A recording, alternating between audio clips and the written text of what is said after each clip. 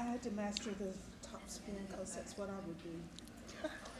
Alrighty, folks, we'll go ahead and get things started. Welcome to this work session, May 26th, 2026, for the Town of Waxhaw's Board of Commissioners. Tonight, we have a few things on the agenda. We'll go ahead and get things started. Can I get a motion to adopt tonight's agenda? Actually, Mr. Mayor, before we begin, I was looking over the agenda, and I want to make sure if it was like to open up a conversation about removing item C3, discussion of restructuring planning department public hearing process, land development code, LDC amendments. I'd like to propose an amendment. Are we suggesting a removal of that item or tabling it to a different day? Or suggesting a removal and sending it back to staff for continued study and conversation. Okay. The idea was to have that conversation a little bit tonight. This is just a work session. Okay. Would you like to do that tonight or push it off to another time? Would like to push it off if anybody would be agreeable. If not, I do understand continuing to have that conversation and moving forward, but. Thoughts of the board? Mr. Datsun? I was going to say, I think, sorry about that.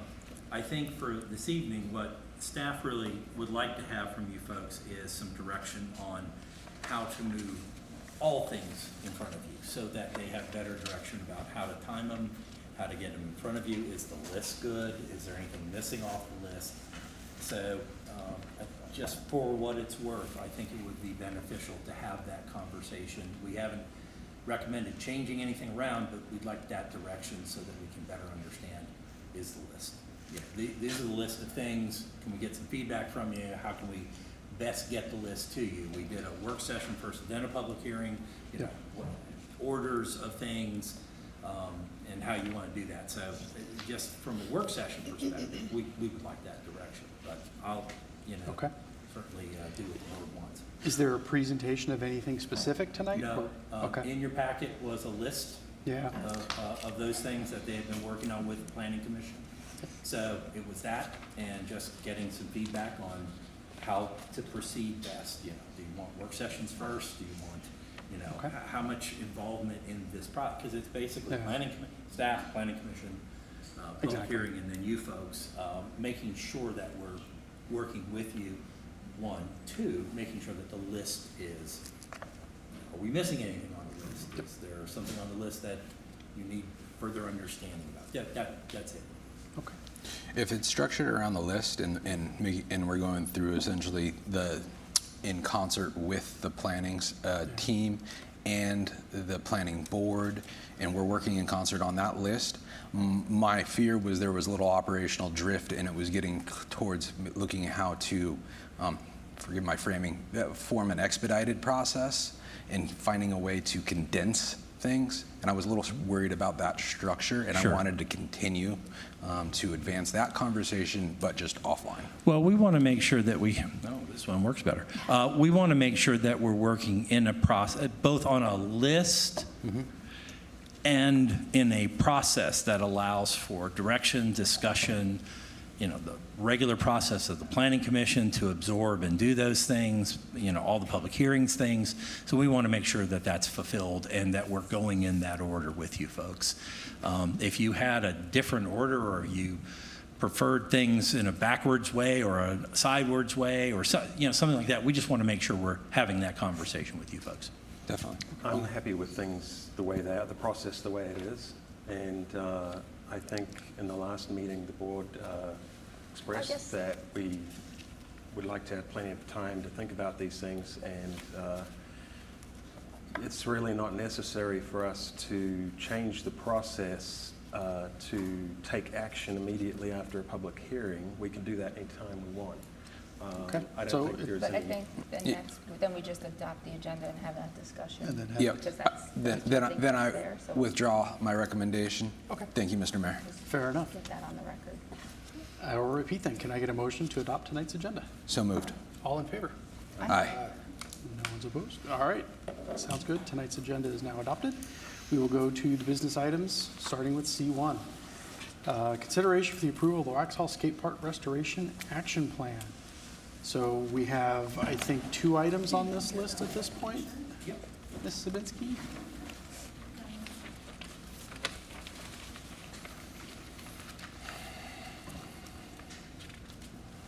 She brought the clicker.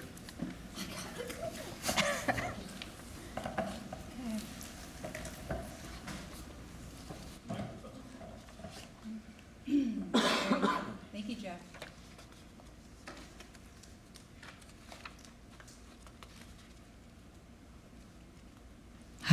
There we go. Okay, in your packet, you have the actual paper copy in front of you, and then for our TV friends at home, we've got the PowerPoint on the screen. Okay, I'm going to go through tonight the skate park project. I'm going to do a little bit of a history, go into the renovation of where the cracks and everything are at, and then go into the action plan. Okay, history-wise. In the beginning, the park was actually, where the skate park is at right now, was a playground. Whoa. And through evolution of that, the skate park got put in, but it was a community built. So I wanted to make sure I highlight that the community actually put the funding and the labor into the first build and the add-on around 14-15. So that was a big contribution from the community that wanted this park. The playground got moved to where it currently lives in Barnes Park. And then recently we did some upgrades with the sails, and that was actually a 100% grant from the state, like appropriations.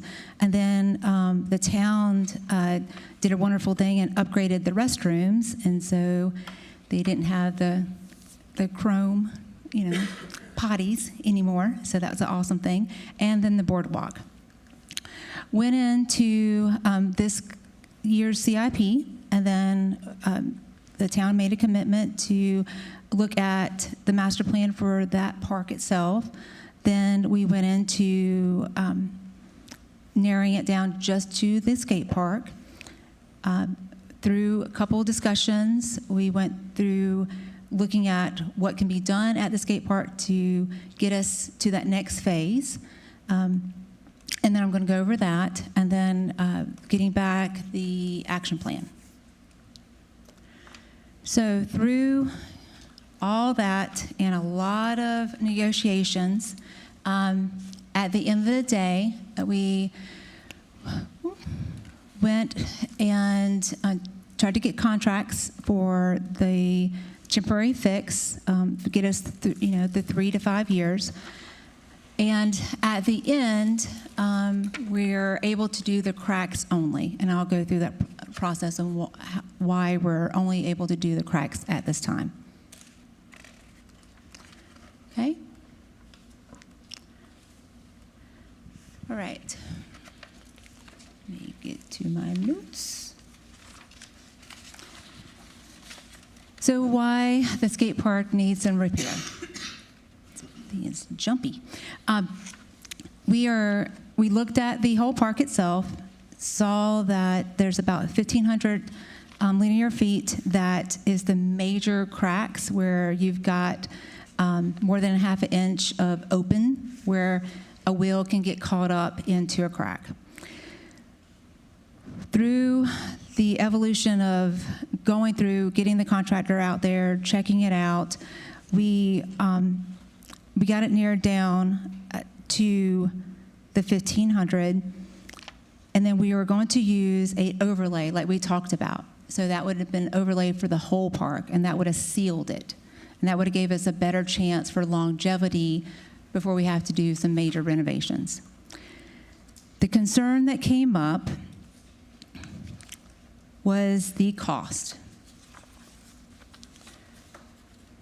So at the full scope of work, at the current prices, if you wanted to do what we sought after, is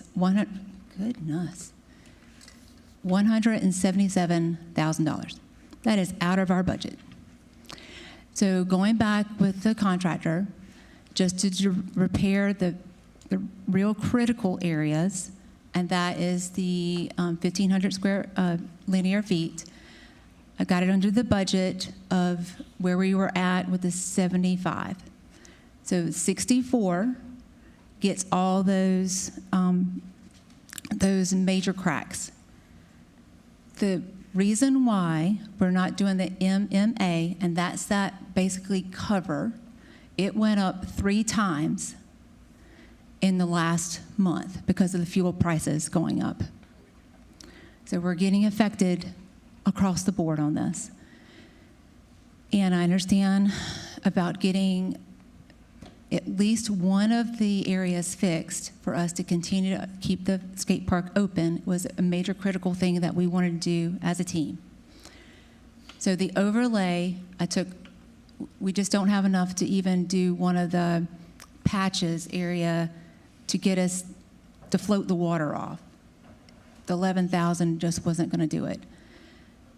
So we settled on the 64. And that's where we're at right now. And that gets you cleaning out the cracks, getting everything filled in, sanded down. It's not going to look pretty, but it'll be safer. At the end of the day, that's what we need.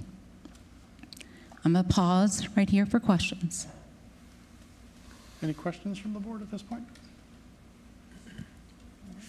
Okay? So this is crack repair only, not resurfacing? Correct. It's just crack repair. So are we still doing any general grinding to resurface any uneven corridors? None? It's just the cracks. This is just essentially any crack seal infill and known casualty location. So this is mitigation. Literally, it's the half an inch or more. All those are going to get grinded out, put the poly in, sand it down, clean it up. Is this operating and essentially, so we're essentially just, this is a pure patch at this point? Yes. Okay. Yes. So the end product won't be a finished uniform surface at this point? It's No, still just sir. a patching? It'll It's not going to look pretty, but it will. You won't have to worry about something rolling across and you getting caught into something. So Correct, it but there will, still will be that maybe perceptible little skipping or bumping as you're riding over it with a wheel. No, they're going to sand that down. So if you have so you've got a crack, right? So they're going to clean that out, Yep. pour the poly in, then wait till it dries, sand that off, and so it'll have a smooth surface. So Okay. this won't be there. So they're doing a sanding process after they apply the poly. Yes, so it's 2 types of sanding. So you've got the cleaning out, and then pouring in, and then sanding it in. So the patching will be blended with the existing concrete so that it's a... Yeah, it'll be a smooth surface. Gotcha. Yes, sir. That makes sense. And then we also have to talk about transitions between sections. Those are not being addressed. Okay.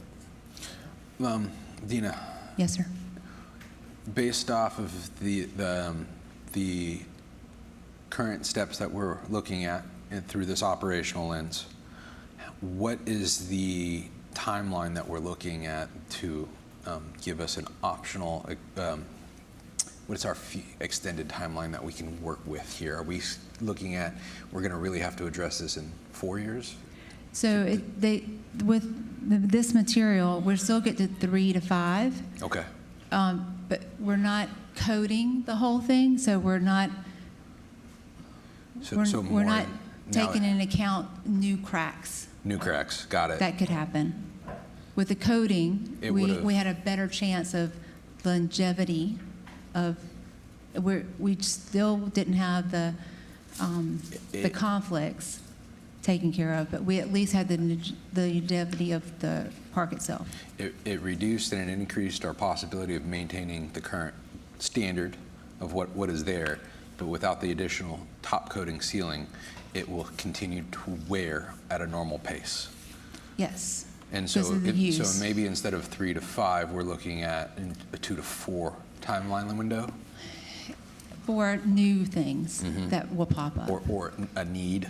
We're not, I understand new cracks, but this should help address these needs at this point. It definitely addresses the seams, the safety seams at this moment in This- time. Our key safety Yes. concerns. On cracks. On cracks. Not conflicts. Non-conflicts, which conflicts were expanded in larger scope. Yeah, that's with the action plan. Okay. Because that had, the conflict areas, that involved basically reshaping the park. Yes, sir. And there were some unknown factors about initial If we open it up. reinforcements. Yes.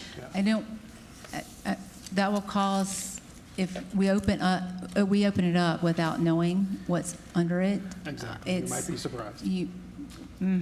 Yes. Yeah. There could be tires under there. And until we're ready for that, we're working in stages Got it. and being budget responsible in that process.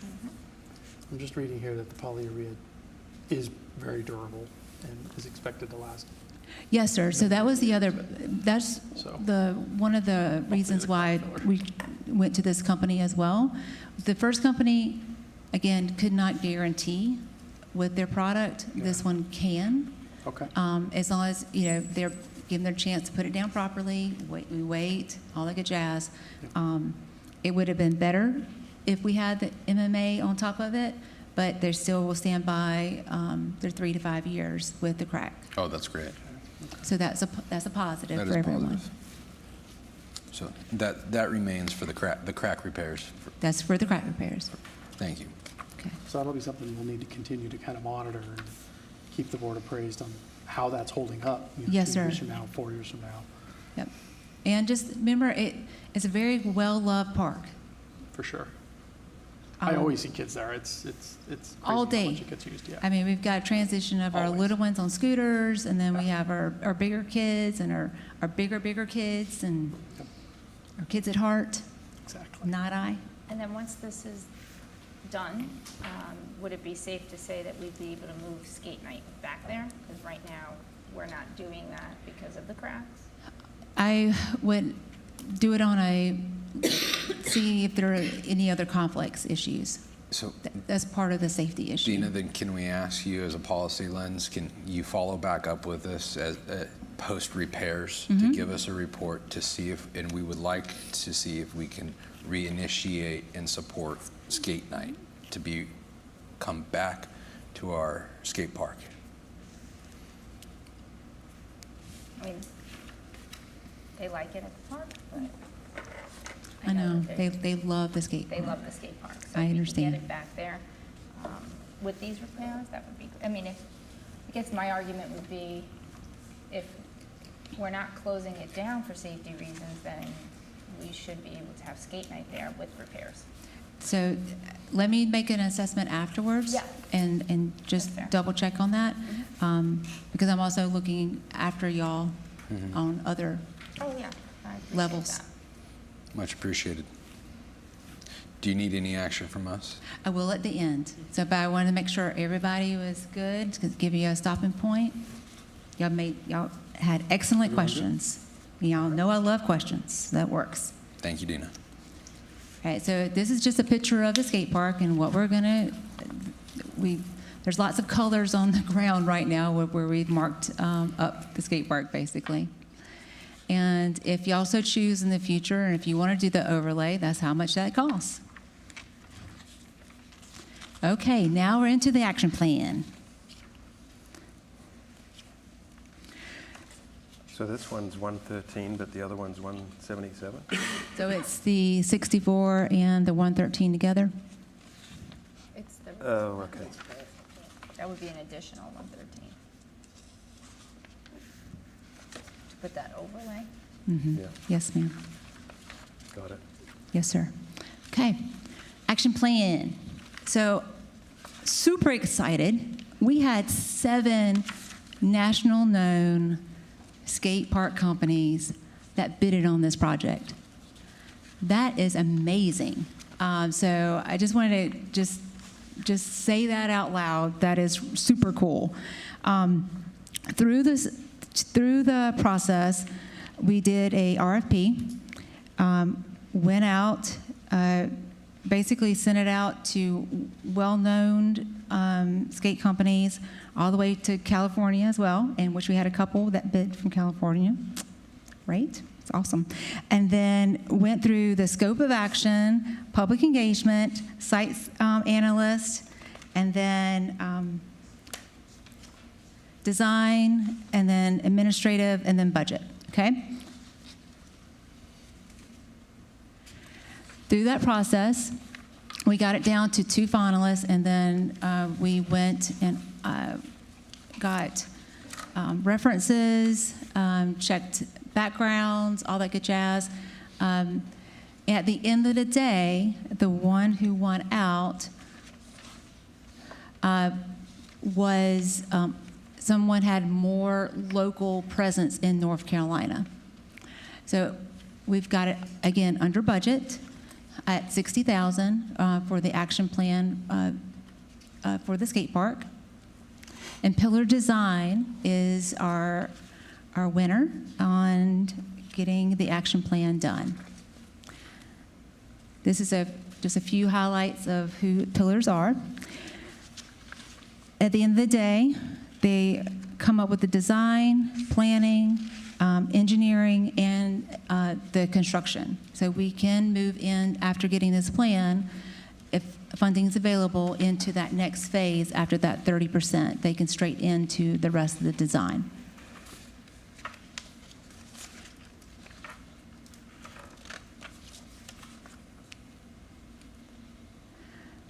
Okay, so the phases, this is how they've broken it out. It takes a little over 3 months to get everything kind of ironed out.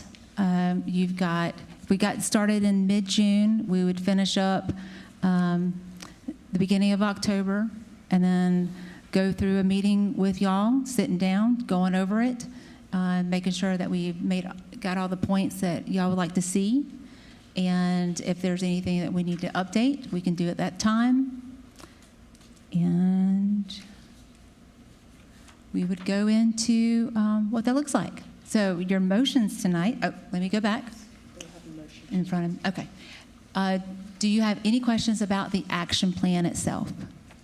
What is it estimated to cost to implement? $60,000.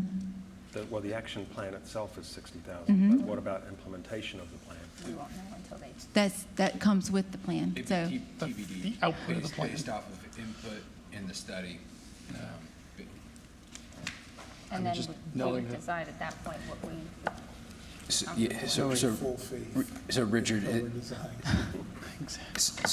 so it would be essentially funding the initiation of a study with input sessions and staff time, and essentially funding that line item to move the skate park into essentially an executive planning stage. at that, when we get back the action plan, that's when we sit back down, and then they're going to give us cost estimates. I think that's what you're asking for, right? Cost estimates.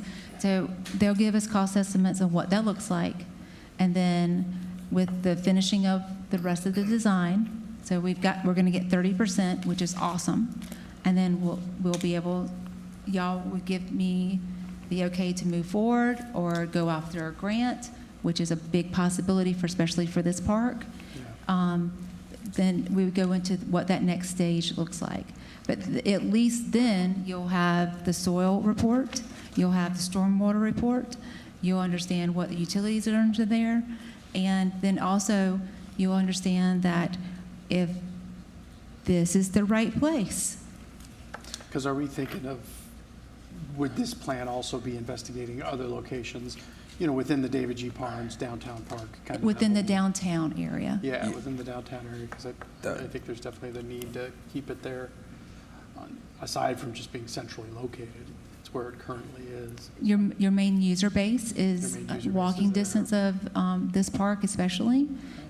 So we need to make sure we're good on that. So a site visibility study would be included, not just for this site, but any other tangible sites that we We know would of. look at those Reasonablenesses, community, reasonable areas. yes. And that's a big part of phase one, when we talk about defining the scope and establishing sort of the survey and the reports of where things should go or can't go, So could go. Staff really has delivered on what we've asked. We've asked for them to come up with an alternative packet to extend the life of our skate park, so we could bring it back into as best as we can, operational, compliant, and safe for our kids. And essentially, it's an alternative mean compared to traditional sports. It's an outlet, as you would know, for alternative action sports, and that's something that our staff has brought up regionally. Again, it's a very loved park. Well, not just very loved. Technically, you could use it as that type of park is unique amongst our peers, and everybody else is essentially in a desert compared to Waxhaw. We're the only one in Union County. As far as the citizen survey, is that done through? There's two different Flash ways. vote, or is So that- we are going to do one through Flash Vote, and then also they're going to do like a sit down with on site 2 times, and then so we'll send that certificate valid survey out through Flash Vote. Yeah, and then who comes up with those questions? So we're going to work with the consultant, and then I'm going to ask my skaters. Yes. Good.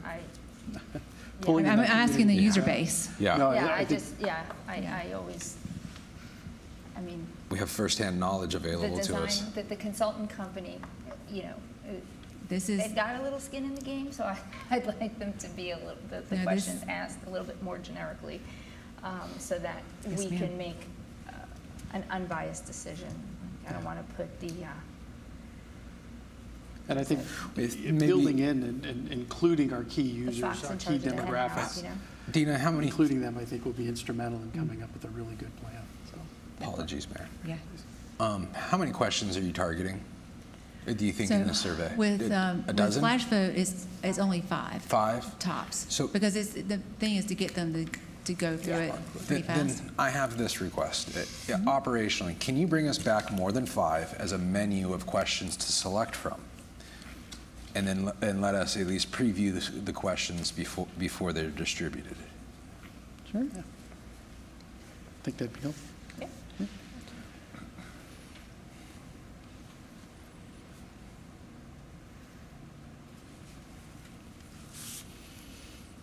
Okay.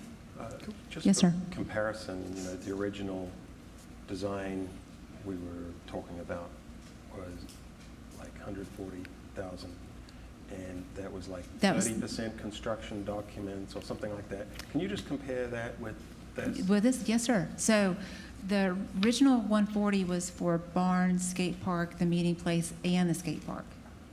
So you got 3 parks in one with that 140. And this would only be the skate park. Now we have the crack repair and an action plan. Right, but the under plan budget. is only the skate park. Yes, sir. It's only the skate park. So we essentially, we asked them to hone down and narrow that scope. Now, I think that we did talk about in that plan if there was any operational elbow room in and near that Barnes Park area where it's reasonable. I think you brought up a very valid point to see when designing, you're not having to use the exact footprint. You can use, I think there was even additional space in the tree-lined area. So the skate park itself has a little bit of wiggle room. Yeah. But we'd have to investigate, because there is a lineated stream on, if I'm looking down, it's on the right. So that's the whole point of having like an engineer come in to make sure what our boundaries are on that, and if we can expand a little bit, that'd be great if we can. And, but the original was to look at the whole space, so if we went out of that fenced-in area for the skate park into Barnes and what that looked like, but y'all wanted to focus on just the skate park by itself, and that's the direction I went in. Is there any wiggle room if there is any essentially optionality to expand that footprint, flat street deck area that was more geared towards kids. Would you want that included in the scope? Well, that would be in Well, the yeah, they design. asked for more flat area for skating, so sounds good to me, yeah. Yeah, I would think in the design, And the that goes consultants would back, take that into yes, ma'am. consideration. So they're going to take all those considerations. We've already given them the survey of the area. They're going to get some more information from us. But I kind of stopped with giving out information until y'all gave me the okay to move forward. Okay. Are we at a spot where we can support Dina with this motion? I'm good. Are you Yeah, I guys think good? we have the two, and the plan is to have a decision on one of these two items or both of the items at the next meeting. So that'll be something that we You vote can do it on. now. Or we could do it now, yeah. It's set up to, So where do we have? it's set up for There you we go. to make a motion. So there's two emotions. There's two motions up for consideration tonight, as we've just discussed. Then it's the crack sealing and smoothing, which is a $64,000 expense. So we have a motion for that. And then we have a motion to basically enter into an agreement with Pillar Design for $60,000 to work on an all-new skate park design. So are there any other questions or concerns the board might have regarding these two matters, or do we feel ready to vote on these two motions? I do feel ready to make a vote. Okay. All righty. Well, then, can I get a motion to approve the agreement with Durify for the Waxhaw Skate Park Crack Repair Restoration Project in the amount of $64,000 and authorize the town manager to execute said agreement? So moved. All in favor? Aye. Any opposed? Seeing none, that motion carries. Could I get a motion to approve the agreement with Pillar Design Studios for the Waxhaw Skate Park Action Plan in the amount of $60,000 and authorize the town manager to execute said agreement? So moved. All in favor? Aye. Any opposed? None? All righty. Awesome. Thanks, guys. Thank you, very Dina. much, Ms. Dina. I'm excited. I can't wait to see what kind of designs we come up with. I think this is going to be great. Yep, very much looking forward to the input sessions. And hopefully we can get a grant on it. Yeah, Yes, sir. Thank you for putting the work in. Or Parks and Trails. Exactly. Parks and Trails. Some trails can help out. Get a sponsor. I don't know what else. Sponsor would be great. Give Travis Pastrana a call, or whoever the other guy is. Tim Pool. What's that Sean White kid doing these days?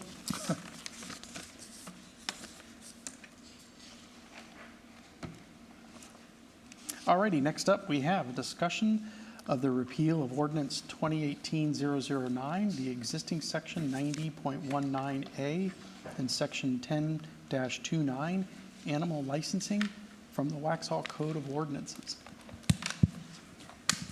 Want to discuss this a little more, give us some detail on what we're talking about here?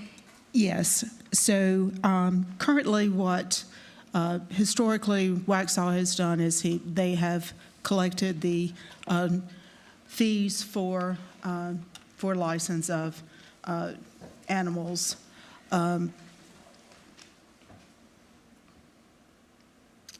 About $20 a year. They have a company at one point that would bring in, collect all of the fees from everyone. They would come in and register their dog or cat, and then they would get a license for that animal. They would collect the fee, then we would get the data from them. They no longer are collecting any fees for Waxhaw, and we have currently been collecting just a minimal fee from very few people. Staff did a research of area jurisdictions within Union County as to who was collecting or registering, requiring the registering of animals, and even Union County and the area jurisdictions in Union County are not requiring them to register their animals. Now, according to state law, they have to register, do the rabies and register that way with their vet, but they don't have to have a separate pet fee. So there's a state registration currently on the books that people need to abide by. Yes, For the for purpose of the rabies. rabies vaccine. Is that for just dogs or That's dogs and cats. dogs and cats? For pet raccoons. So what staff is asking, since we may have 2 or 3 that we've collected funds, it Yeah. is actually really staff manual labor type thing for them to do that. Yeah. Finance collects the fees and then collects that data, but it's just time consuming for them to have to do that for just very few registrations. Yeah. So what we're asking is if you would consider repealing the ordinance that is on the books right now, which is ORD 2018-009, which is actually section 90.19A of the code. And we would remove it from the Code of Ordinance, which is section 10-29 for animal licensing. So it's just the money part. It's not, Yeah. we still enforce an animal nuisance control Nuisance issue, control, all of that abuse kind of claims stuff. and all Yeah, that. we still enforce that, but it's just the collection of that fee, which, Yep. like Barbie said, maybe $300-400. That's about it. Yeah, I know. Makes sense to me. Makes Yeah. sense, and how do you keep track and, Well, I mean, just We have to chase that amount of money.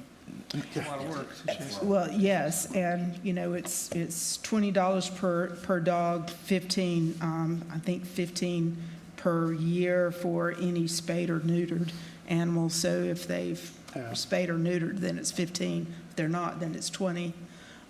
So it's just the fee collection that we would like to not do. We still have the ordinances for tethering and making sure that the animals are well kept, but it's just the collection of the fee for the registration. yeah, I think that Yeah. makes Makes sense. sense. Yeah, I mean, if we're no longer actively administrating it, and it's essentially a piece that we could remove, an administrative burden, I mean, this is a program that it sounds like our residents would be more than happy to have. More than likely. I would argue many residents don't know. we Don't have even it. I was gonna say, it's outdated. It's just sitting on the books, essentially. We could clean this up. It doesn't sound like we're losing any of our safety gates and controls that support our enforcements. No. Our state supports the broader requirements for immunization and vaccination of your pets. That is outside of municipal services. And the animal control officer still enforces those ordinances that are state mandated as well as local. Yep, And we don't have any of the services that are typically associated with your animal licensing fees, Right. such as a shelter, your classic dog catcher, and all that Right. stuff. Right. So since we don't offer any of those services, there's really no justification to charge the fee. Correct. So for that reason, I think, on top of the fact that we just don't have a good system for it, it sounds like, it makes complete sense to remove it. Yeah. Okay, so I will put this on your agenda for June 9th for That sounds approval. great. Please, Okay. thank you. Great, thank you. Thank you. Okay, next up, we have the infamous item 3.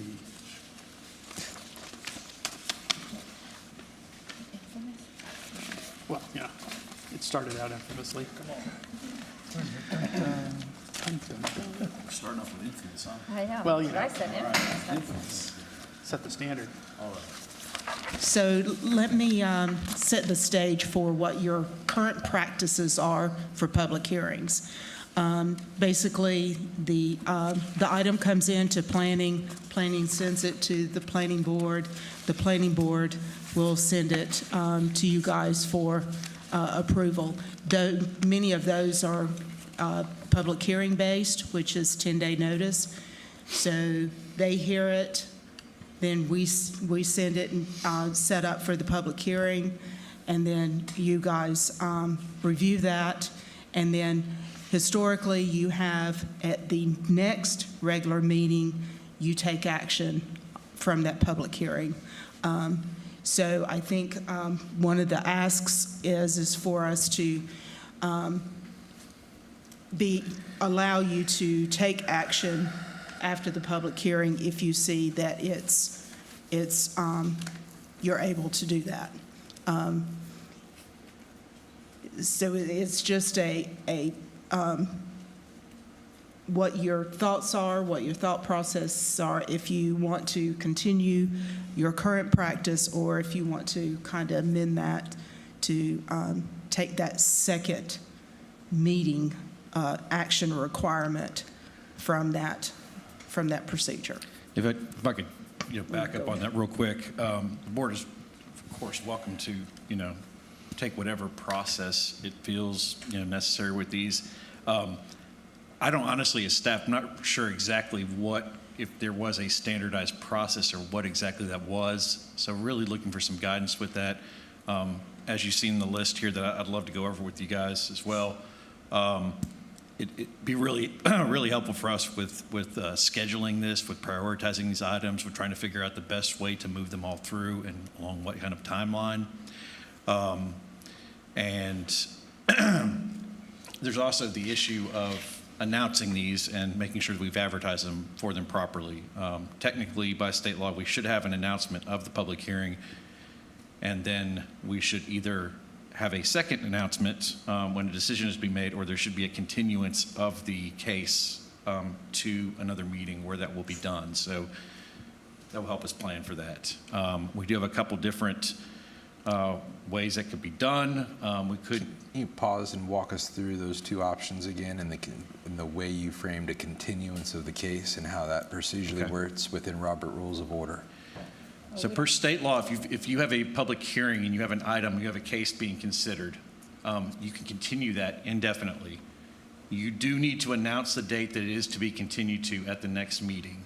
So anytime we don't do that, that really requires us to go back through and pay for advertisement again, or at least we should be. So it's not a ton of money, but it is a little bit of money, and it's just, again, trying to standardize what we have with the understanding that every now and then we are going to get items that will take longer. We will need to continue them and take extra time with them. For me, and we've had this discussion a couple of times, I'd like to keep the public hearing, have that gap, and then the next time vote on it. I don't feel comfortable voting in the same meeting just because historically people just don't know, and they catch wind from a neighbor that this is happening, and then we've already voted, and then they feel like they have no recourse. Okay. So. And the word often spreads as a result of the public meeting. And sometimes not accurately. So Yeah. it would be better that, we give them that opportunity to call, ask questions, email us, and get back to them. So. Okay. Yeah. I think that That Information- for me, I'd like to keep that procedure the way it is. That's good. So we do public hearing. We'll advertise public hearing. After the public hearing, close it down. If you have questions, whatnot, we can continue the discussion to the workshop meeting, at which point y'all can vote on it at that time if you want. Is that? Well, we're not rushing the vote. We're generally not even making motions and voting at these meetings. That's the purpose. I would is say to have do the work session. Let us Okay. do a work session, right? Like, Right. kind of like this. And then if we need to have a public meeting, and then, Do the public hearing, yeah. and then a vote, I guess. Because So, I'm not going to be able to make, at least for the LDC and big decisions, right there on the spot after a work session. Personally, I'm going to need to digest it, look at it, look at the wording. These LDC ordinances are wordy, and may, shall, they have very different meanings, and you overlook one word and you get yourself in a situation where you don't want to be, and with 382 hamstringing us and not being able to do anything, everything's going to be considered a down zone, or so many things are considered a down zone. I think we have to be really, really careful on what we're changing right now unless we get a local bill that gives us our authority back where we Okay. had it before. So let me backtrack with that, because I really wanted to start off with this list that I've got here. This is something that I started putting together when I got here. I do think overall we do have a good LDC. We've got a very good LDC. There are weak points in it. We've tried to identify some of those items. We've also heard from some of you other items in there that should be considered. So we put together this list. It is in no way exhaustive. Welcome to other items that need to be added in, but again, this is something I'm trying to develop for my staff, a process to move forward to make this, to make these changes.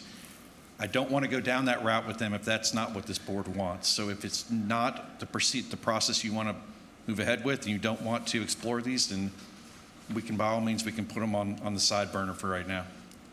I think I hear what you're trying to come up with a good operational tempo. Yes, I'm tempted to, yeah.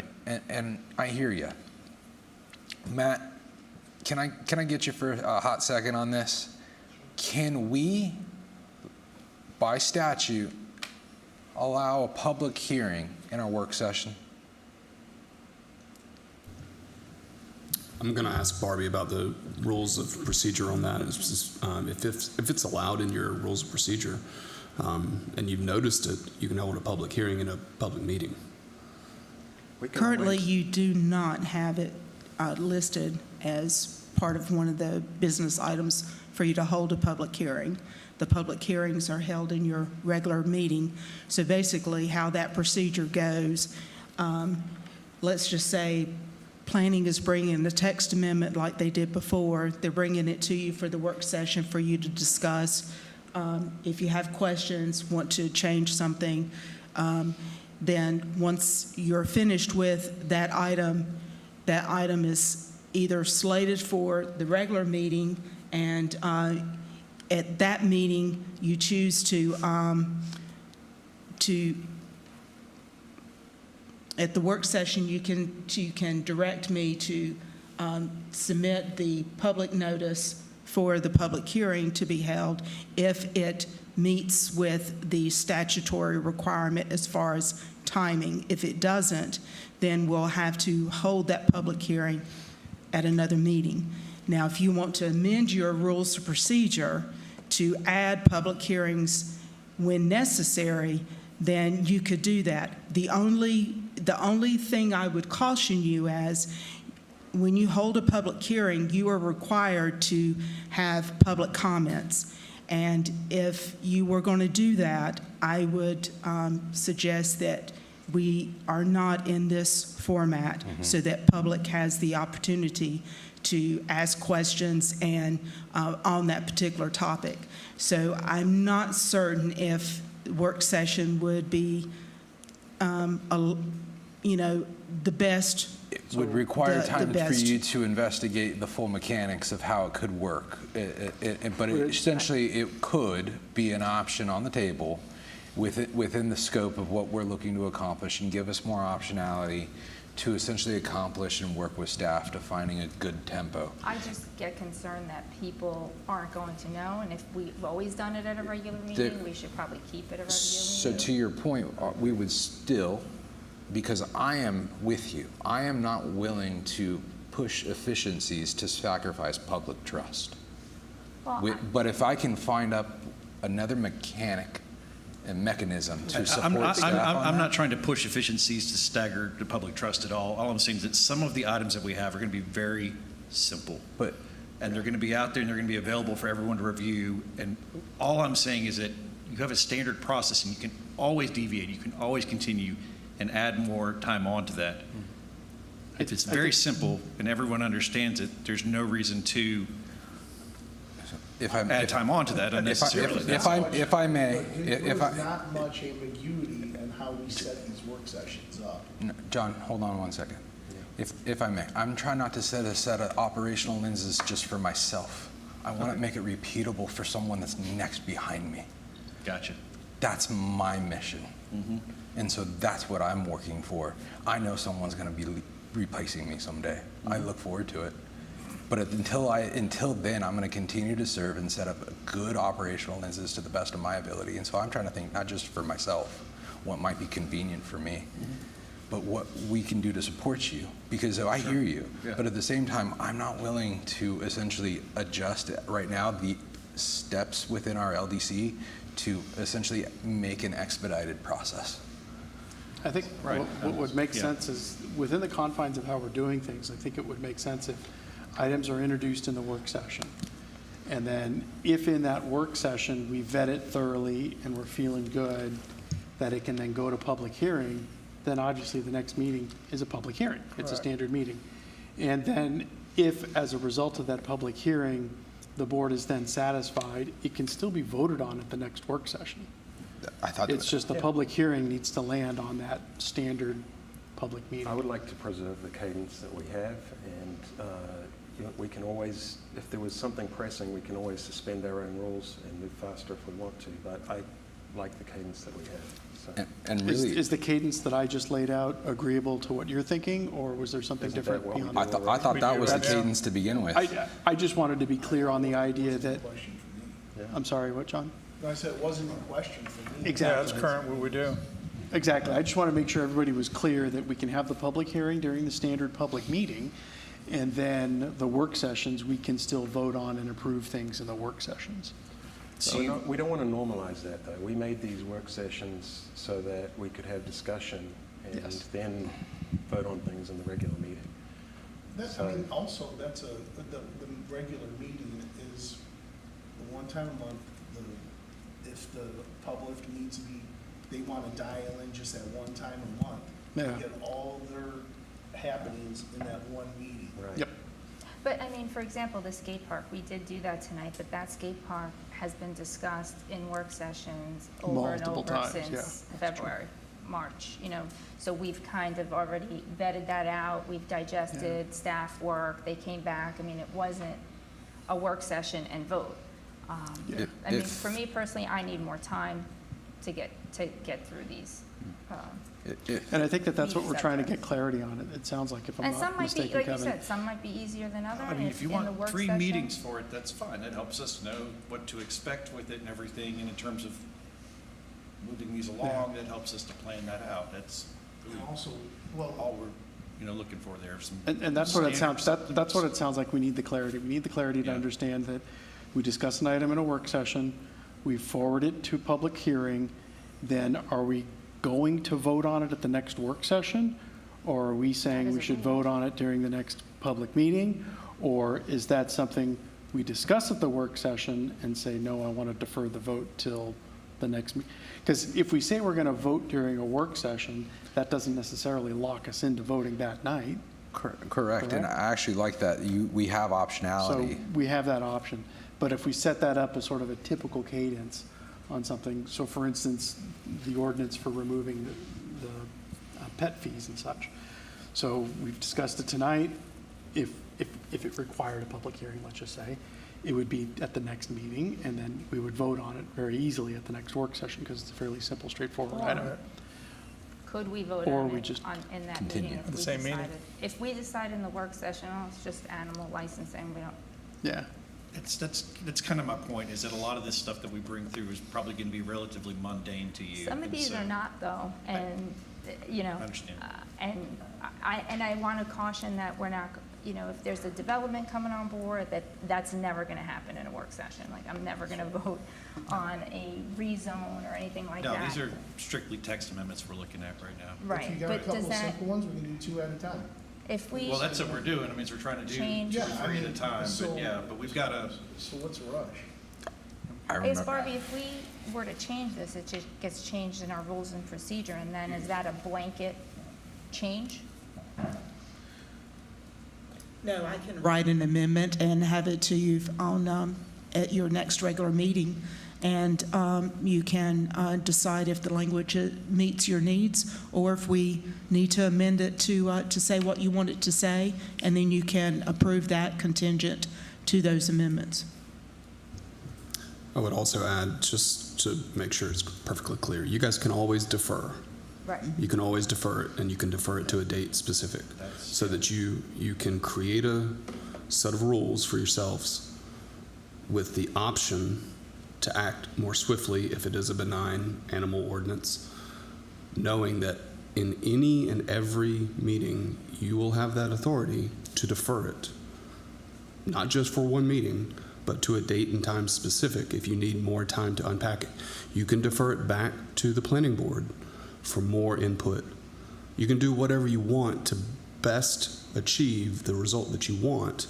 The only thing you can't do is get ahead of yourself if your rules don't allow you to. So you can't speed it up if your rules require a longer process. That was our point, in effect, is that if Exactly. you could have a fast process and then always continue, defer if you need to. For But me, you're- I'd you're like locked to keep in it the same. otherwise. I don't want a faster process. Okay. I want it exactly as it is. If the cadence tempo is what the mayor laid out, that it's currently what I believe. I mean, And that's what I was just trying to make clear. Is it work session, public hearing, then vote at the next work session? No, next meeting. So we're saying work session, public hearing, work session, and then it gets voted on at the next. Right, so you'll have your work session, you'll hear it, you'll set the public hearing for the regular meeting. That, when you have the regular meeting, you would have the public hearing, you'd also open the floor for public comment. And then once that's closed, then at the next regular meeting, you would vote, generally have your action. Now, with your work sessions being your second meeting, then it makes it a little difficult and a little longer process. But and we have it on some of the public hearings, especially if they're the conditional rezonings and special use, then we will have to be mindful of the 60-day window that statutes puts on that decision. Right. So that might be one of those that we would have to take action at a work session. Right, and But that's rare. that's the way you set your work sessions up, is to, if you needed to take an action to, because of a deadline, then you have that option to do that. Right, but So I that think- should be a rare circumstance. And Right, we have the Correct. It ability sounds like to do it- that now, case by case. Right. You only do it case by Is case. there anything on this list that is pressing because of legal consideration? Or anything that might be on your docket that has you concerned that might Not benefit. right off the top of my head, no. I was going to say, do you have this in a way of a ranking to where you find it critical versus, as you said, benign? Well, yeah, I think we've got them, I think we have them somewhat grouped together. Yeah, we have the first three that were on there. We're trying to do the open space, heritage tree, save those items next. That will be several different sections, all somewhat related. We're going to try to kind of keep them together, the subject matter, as much as possible. That's not always possible, but when we can. Connectivity, street networks, underdeveloped lots, commercial design standards were a little ways off from that, but that was something else that staff has discussed addressing. Cottage dwellings, residential curb cuts, sidewalks, and again, we're open to suggestions from the board. If you have specific items that you would like to see on here, we're happy to take those on as well. Well, definitely the heritage tree save is a good one. Some of the other ones Yeah. with the words by right in them sort of throw up a red flag for me because of the downzoning prohibition we have. The ratchet only goes one way at the moment, and so I'd be very reluctant to make anything more by right.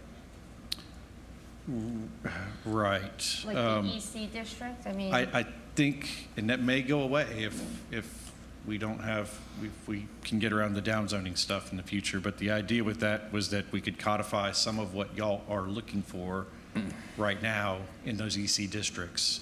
You want a certain percentage of commercial. I'd like it all commercial. I understand that, but yeah, but I mean, that's, So we're probably not allowed to do that. yeah. That was easy. And that's one that's going to take a good bit of discussion, and we fully expect that. I mean, but that's one of those things that, you know, could you incentivize that stuff by making it a by right process? If you do X, Y, and Z, these criteria that you have spelled out, it'll be a faster process for you. I could see Well, it. and that's, we can take that off the list if that's not, you know, what the board wants. We're just trying to come up No, with some creative I ways could see a narrow to work window. around our current restrictions with the state. Yeah.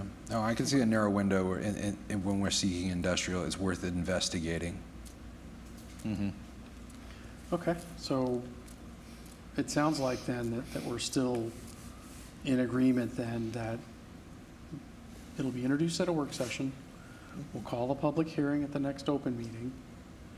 And then if we want to vote on it at the next work session, we can, but it'll typically be scheduled at the next open meeting. Correct.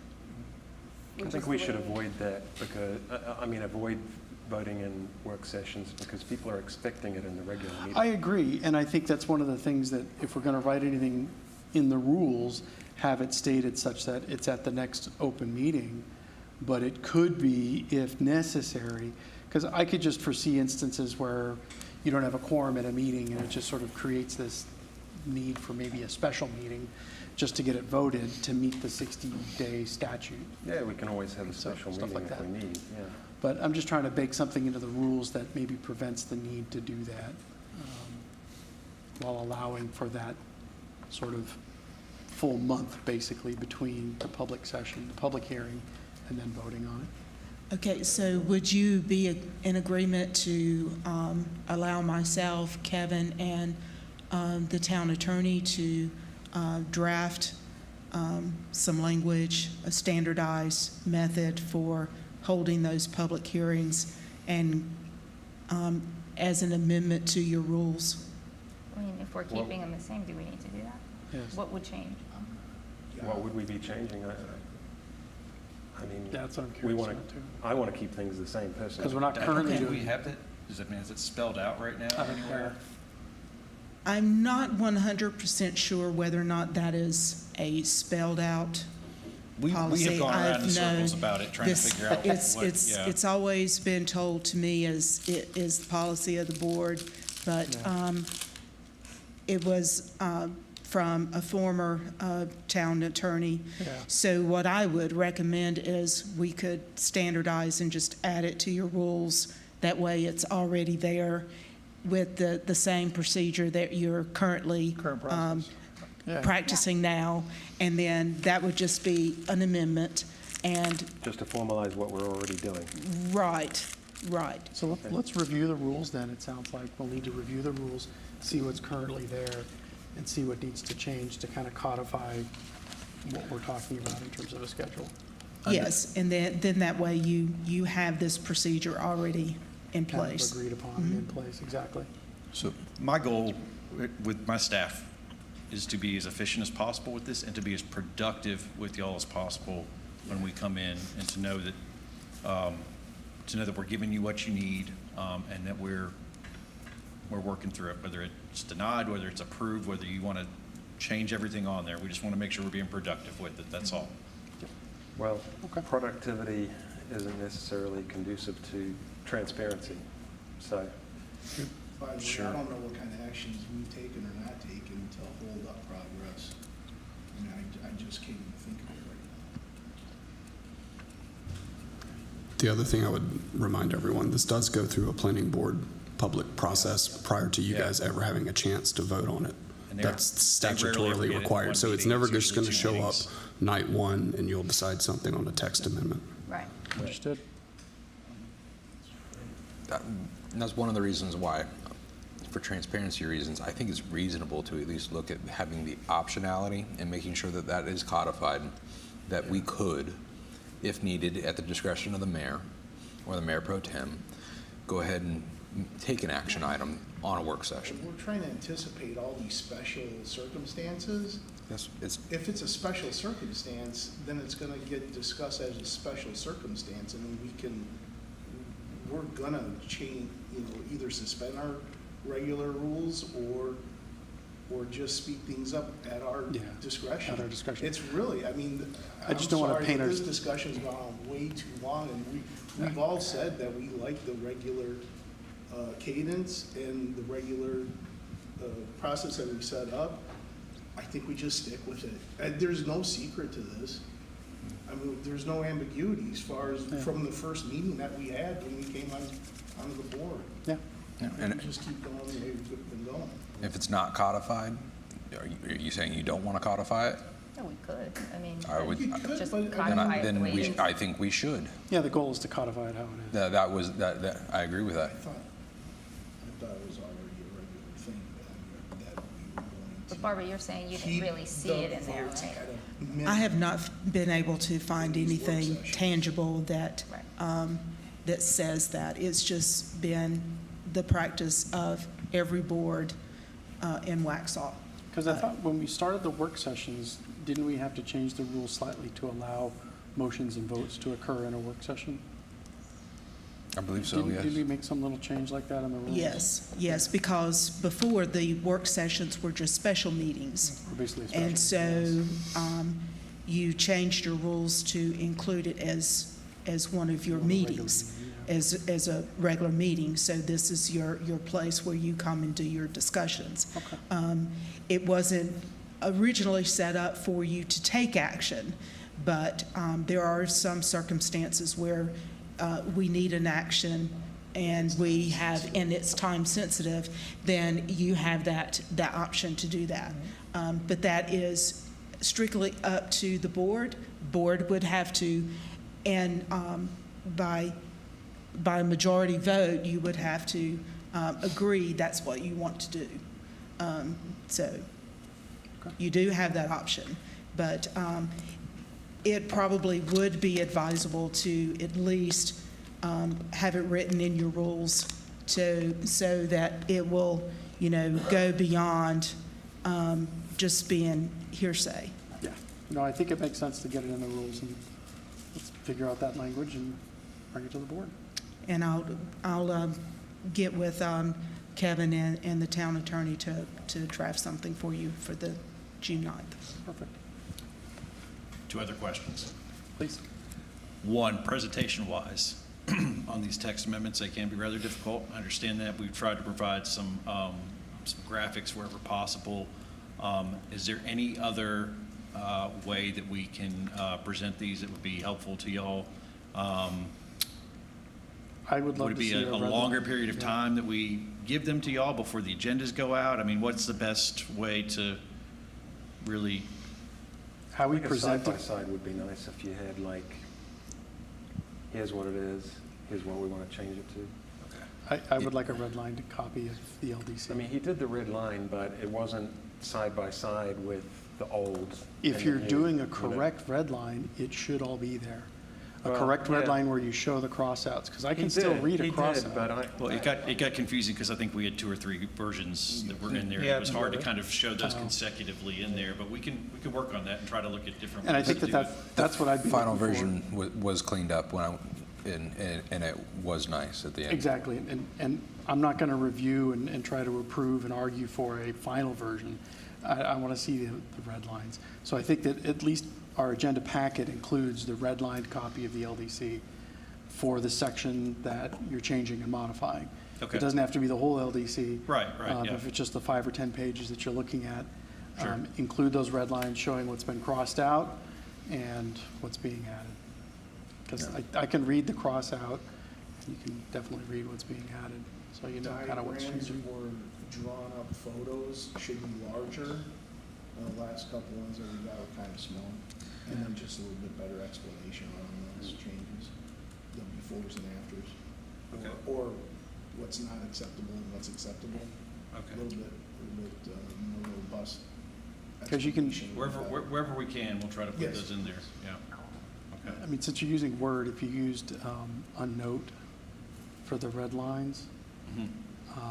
so you do your red lines and then add a note Yeah. with the justification or rationale for these red lines. We're changing this because of yada, yada, yada. Okay. And so that'll be in the notes on one side, and then I'll be able to read the red lines, the old, the new, and understand what's going on. Okay. All right, last question. The current items that we have, are you ready to have those at the next meeting, the next regular meeting, as an old business? Yeah. Is The ones we talked about the last meeting? Okay, the board ready for that? keeping that on Yep. track. Yes. Okay. Sounds like it's good. All right. Thank you, Kevin. Thank you. Hope that helps. All righty, discuss the enhancing efficiency and maximizing resources policy. Miss Emily. Thanks, Kevin.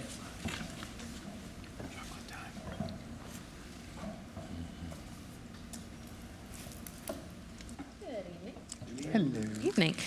For this agenda item, I had 2 attachments in your agenda packet, the executive summary for this and as well as the updated policy. I just want to make sure you have both of those in front of you. If not, I have extra copies. Good? Okay, wonderful. So this policy actually already exists. It's one that has been drafted before. But as we're actually working on a larger policy update, looking at all of our personnel policies across the board and getting those updated, this is one of the specific items that I think you all wanted pulled out of here and to look at a little bit more. And we noticed that it had the submission process and it had the reward, but it was missing a couple pieces. One, criteria, the eligibility criteria, we added a little bit more to that, as well as how submissions are reviewed and then moved forward. So that those pieces were out of there, and we think that's really important to have that so that there's an actual process to every submission when somebody submits. So essentially what we're adding in is, one, the eligibility criteria. So we're looking at when someone submits something, there's an online form through our it's a Laserfish form that we have. They submit an idea. So we're looking at is it, reducing time, labor, materials? Is it improving methods or procedures? Is it improving revenue? Is it enhancing health, safety, those type of items? When someone submits their form, we'll take it in, we'll look at it, we'll make sure that has all the pieces that's needed to look at it further, and then a review committee, which will be made up of, we're trying to have a representative from each department on the review committee for these submissions that will look at the submission, and then we're going to be looking at, is it feasible? What's the impact of it? Does it align with the town goals? Looking at viability, cost, safety, all of those type of things. So with having a review committee look at it, it keeps it consistent. So it would be the same review committee looking at each one and kind of have a checklist to go by for each submission. And then there they can see, is this something that can move forward, or is this something we can't move forward with at this time?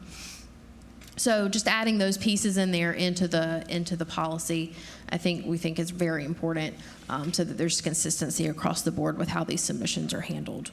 And then the incentive and recognition structure remains the same as we've had it. If someone submits and it's looked at for further evaluation, $200 bonus. And then if something is actually implemented, it's a $500 bonus for that submitter. And then, of course, there's some recognition pieces like, newsletter, highlights, social media, postings, recognition at town board meetings, those type of things. So again, this is going to come to you, this updated policy is going to come to you in our larger personnel policy update, but just want to see if there's anything in here that you think is missing, or you want to see that's not in here, or anything that needs to be clarified, that we do that before this comes before you as part of that personnel policy update. Do we clarify who the review committee is?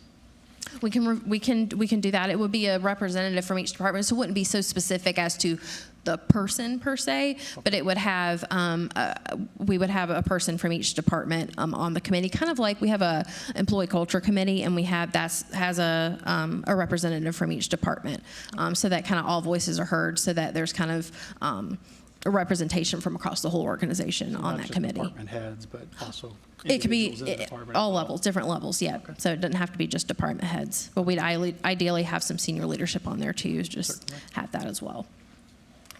I like it. I think it looks good. Yeah. Is it going to be, once approved, is it going to be socialized to all the employees? Like, oh, absolutely. Email?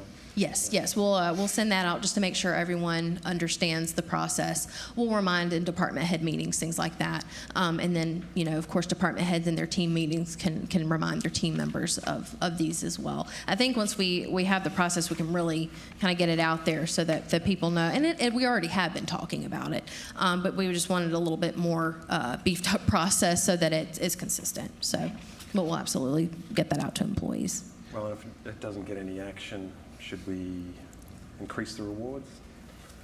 Yeah, I think that's something we can look at. I think It's a good incentive. Not a whole. it is. I think, because we have, you know, our employee award ceremony too. So there's an innovation award, so that can be wrapped up in it too, and there's monetary with that as well. So this is something we can definitely look at and get feedback from staff if that's something we need to look at a little bit more. But I think with the recognition and the monetary reward, with the the submission, is it further, approved for further action, you get a little reward there, and then once it's actually implemented.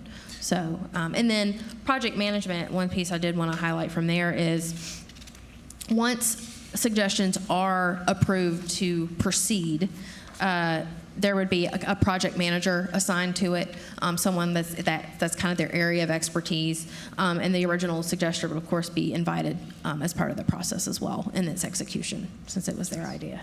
So, and then it would be highlighted again. The classic. Thanks for the suggestion. Now. Yes. Please get it done.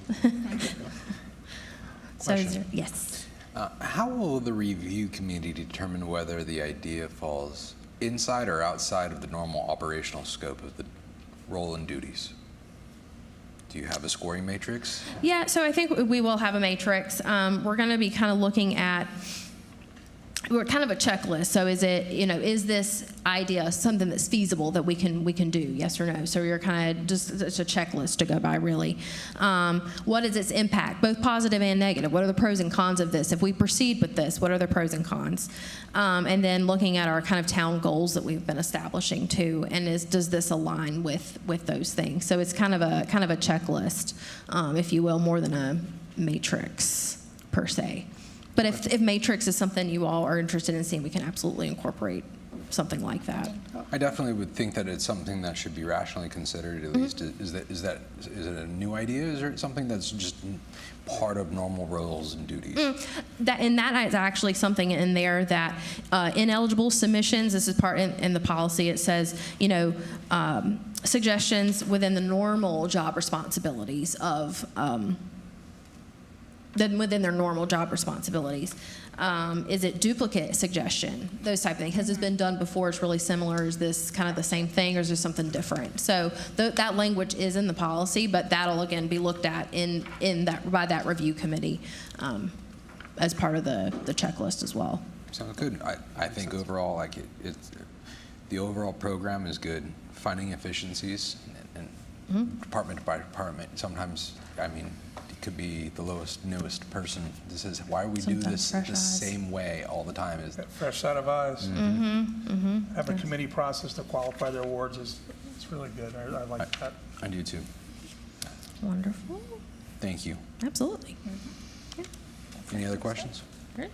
I'm good. Anything else? Anybody else? Good, thank you. Thank you, Emily. Thank you. Thank you. Next up, a discussion about the merit strategy performance alignment.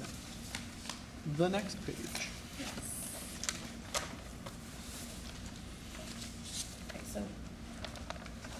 With this piece, I had one attachment in your agenda packet. It's the merit pay strategy and performance alignment. It's the executive summary. But I also want to pass out some additional information I think might be helpful to you. So I'm going to just pass this around. It's basically just breaking out the numbers for the merit pools, which I think might be helpful. Thank you. That is it. Oh, where did it go? Oh, Wonderful. No, it's different. No, it's different. It's a new one. Wonderful. So this is a front and back piece. So I'll just kind of walk you through. So the merit strategy, the town managers kind of talked about the merit pool and that we've implemented in the budget already a 2% merit pool for each department. So that merit pool is 2% of that department's base salaries. So, and then of course merits, as you know, are awarded based on performance. And then the idea behind this is that employees performing above expectations would receive a larger part of that pool than those, performing a little less or under expectations, those type of things. If you'll flip over to the back, I'll actually break down the merit amounts. So the total base salaries cost for all departments, and actually, Joe, can you pull up that other attachment I have for this, just so everybody online can see it? Perfect. Thank you. The total base salaries cost for all departments is $9,438,507. And then 2% of that is that merit pool across the organization. So the total merit pool for all departments combined would be $188,770. That would only be really about 1.37% of the total personnel cost for the organization. So, and then you can see each department has their base salaries. And so what I did is I calculated per department what that merit pool amount would be, just so you can see it broken down. So essentially, what we would do, and this is kind of the process, I want to get your feedback if this is something that that aligns with what you're thinking. Supervisors, department heads would fill out their performance evaluations for their staff, like they always do.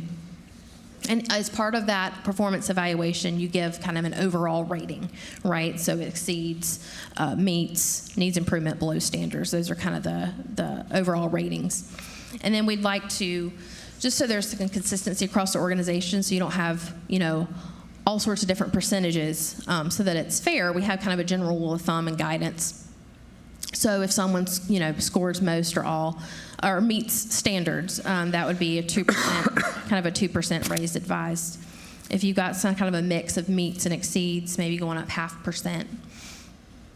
And then if you have someone that has mostly or all exceeds, you can go kind of 3%, can go up to 4%, but that would really be reserved for those the highest performers. And then if you have kind of a mix of meets and below, no more than 1% would be advised. And then if you have someone with mostly below or needs improvement, then no merit would advise there. So it just gives kind of a guidance, general rule of thumb for everyone to go by, so you don't have, one department giving 10% for their exceeds and then a different department giving much less. So it just gives some uniformity across and consistency. And then something we haven't done before that we would like to do is a calibration meeting. So after the supervisors, department heads give their, they'll have an Excel sheet for each department. There'll be an Excel sheet created, and they'll have all their department personnel in there and their salaries, and then they'll be able to put in that percentage that they're recommending for the merit, and it'll total automatically for them, and they'll know their max pool number, and they can see if it's above or below that, and where they need to make adjustments. And then they'll do some calibration meetings with myself, the finance director, Rosie, and then the town manager, Scott Dadson, just to make sure we're being consistent and that we are not going above that department's merit pool maximum. It's kind of just a good way to kind of strategically think across the organization who is actually exceeding on their performance, who's meeting, and who's below. And then after those calibration meetings are completed, we can identify any challenge areas if we need to kind of discuss and go back to the drawing board a little bit. But once ready to go, those department heads can then meet with their staff like they normally do to go over that performance evaluation and their merit that will be going with that. And then merits would go into effect. So that is kind of the breakdown of the process that we've kind of thought through. Just want to invite any feedback, any concern, anything else you want to see in that. So the calibration meetings, it's like a performance feedback for the staff member? Yeah, it would be the department head and town manager, myself, and the finance director, just to make sure, let's look at your department's the ratings, make sure we're not exceeding your merit pool, but to make sure there's that we don't have any inconsistency somewhere, that we're kind of treating it fairly. So it helps with, just from an audit standpoint, just making sure we're being fair and consistent. Is that like a monthly or quarterly look? That's something we can do. Really, this is at performance evaluation time that these would happen. But I mean, we can implement kind of along annually, yes. What do we do as far as if we wanted to get somebody, if they're not making goal, want to give them an opportunity to do that? If it's yearly, a little too late. Right. At that point, if you're doing a quarterly or monthly, you give an opportunity to catch up. That's right, yeah. And that's, we do kind of say quarterly check-ins are a really good idea. Because if someone has an area where they're struggling or need to improve on, it's great to give that feedback so that they know that, so that when it comes time for that annual performance, that they know that they've made those adjustments and they're good to go. It is too late once it's annual, performance time, and you could have told them that a while ago and they could have made that adjustment. And even not just for the employee, but for the performance of the department. That's right. The opportunity. That's right. You're looking at it not just individually, but performance overall of that department, that team. So that's right. Thank you. I would think supervisors are, giving constructive feedback throughout. Yes. So that it doesn't get to that. But Right. Yes. I mean, that's always our advice, is to don't wait until it's performance time. But you give them that feedback along the way, so it's not a surprise. You don't want to blindside somebody with that. No, I appreciate the gating of the calibration meeting, and what you guys are setting up, the check with me, essentially. For me, there's one thing that I'd like to know a little bit more. Sure. Correct me if I'm wrong, but you were talking about in the presentation, at least in the packet, there was a little bit of direction of linkage of the merits with the board established strategic plans. Can you walk me through a little bit about that? Yeah, so this is kind How of... do you see that being tied together? Yes. Yeah, so we've had our standard performance evaluation packet for a while, and we've, gotten feedback from department heads along the way. Do we need to change this up a little bit? But we would like to, in the future, how we've kind of been going through the strategies, the goals. Once we have those set, we can incorporate that into the performance evaluation so that it's speaking that same language across the organization. So that I can't speak specifically to it on what will be those goals and strategies. We're still working on that. But once we do, we can I have an example in here of something like you have, and they're weighted. And so you can have goal achievement, core competencies, strategic contribution, professional development. So it's just kind of different categories, and you give different weights to it. This is not something that's set in stone. It's just an example. But just being able to have those strategies and goals within the performance evaluation, so that that's something that we're living and breathing all the time, and not just at performance evaluation time, but just constantly. The merit pools are kind of a new thing, right? Like, because I remember last year I asked how many people get the top, Yes. and you said something like 80%. Well, this would be a natural governor on that, wouldn't it? Because you only can't exceed the merit pool. You can't give everyone an A. No, you can't. You're forced to look at, okay, who's actually really exceeding, on their performance, who's meeting, who's below. And so it does kind of put a little bit of a cap on that, on you're looking at it more strategically, making those adjustments where necessary, so you're not exceeding that pool. No, I definitely support that archetype of keeping a departmental merit pool. It gives some autonomy, but yet supports those essentially in those moments. Right. This is all very typical and very familiar to me. Oh, wonderful. This is very familiar to you. Great. Are you exceeding? I've learned it, lived it, loved it. Wonderful. And then there's also one other, there's a special compensation provisions in here, and it's actually something that was already existed in our policies. It was just never really followed, and that's a lump sum merit. So for anybody that's actually exceeded their salary range, instead of adding to their base salary, it would be a lump sum payment, lump sum merit type thing. So a one-time merit bonus where it's a lump sum rather than adding to their base pay. So. Yeah, you just add an extra step if you do that, so lump sum and some people that are topped out. Makes sense. That's right. And is there a percentage parameter or a ceiling with the merit bonus? I think 4% was the most. Is there a percentage of their Right, salary? yeah, just kind of those general guidelines, rule of thumb, so we're not, again, having one department giving, they're giving their exceeds 10%, and somebody, other department giving something way less, so it just gets some uniformity, so it's not all over the board. Makes sense, thank you. Thank you. Anything else to discuss? Any concerns? All right. All right, Thank you, sure, Ms. Adams. you're welcome. No problem. Thank you, Emily. All righty, the fun one we've all been waiting for. Fiscal year 26-27.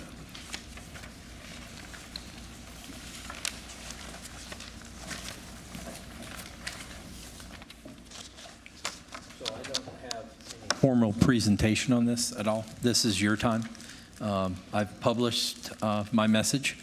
It's out. It's been advertised. Barbie has advertised the amount in the budget and the tax rate.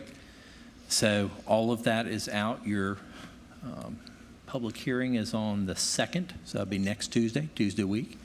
Is that right? Yes. Wow. I'm just having a hard time thinking it's almost June. So it'll be then, and then after that, we would slate it for action or for board consideration on the 9th.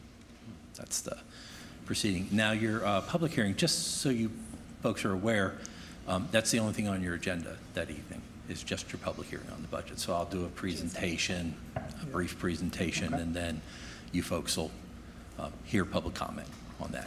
After that, I think, Barbie, they can discuss if they want. They can gnaw on it at least and chew on it. We can discuss now, so I think this is... Yep. Yeah. So I'm going to back off now. It's in front of you. You've had 3 or 4 work sessions on this matter, so. Yeah, appreciate what you've published, and I can see you've put a lot of effort into keeping costs down and asking people to cut things. We are using $1 million of our reserves to balance the budget. Eventually, you know, we need to transition to a more sustainable model and be cost conscious, as overdevelopment costs will catch up with us in the future. A lot of residential development that was approved by prior boards is going to come online, and then there'll be an injection of property taxes, but then the costs will kick in, and unfortunately those won't be covered by the new property taxes. I was just trying to think of, which departments have the most discretionary spending and which ones have the least. And you had a term in your budget, operational backbone, which I like. Last week, before I'd really read through the latest one that you had sent, the ones that popped to mind for me immediately were PD and public services as operational backbone, and very little wiggle room. But then this week and over the weekend, as I was reading some more, I think there's really several departments, not just PD and public services. There's facilities, emergency management, sanitation, public service. Those ones don't have a lot of wiggle room. But outside of that operational backbone, is there room?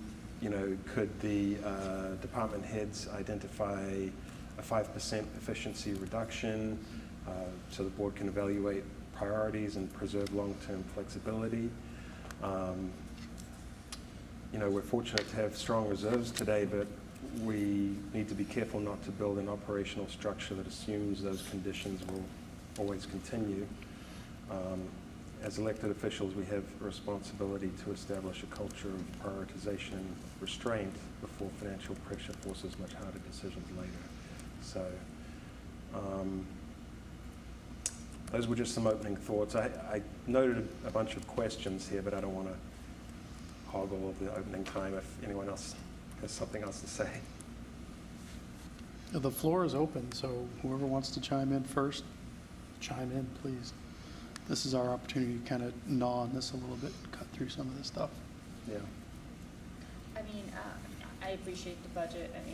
All the work that everyone's gone through to bring us a good budget. And I guess the question I had, there was a question on training and travel last year. Is that still in-state training that we're focusing on?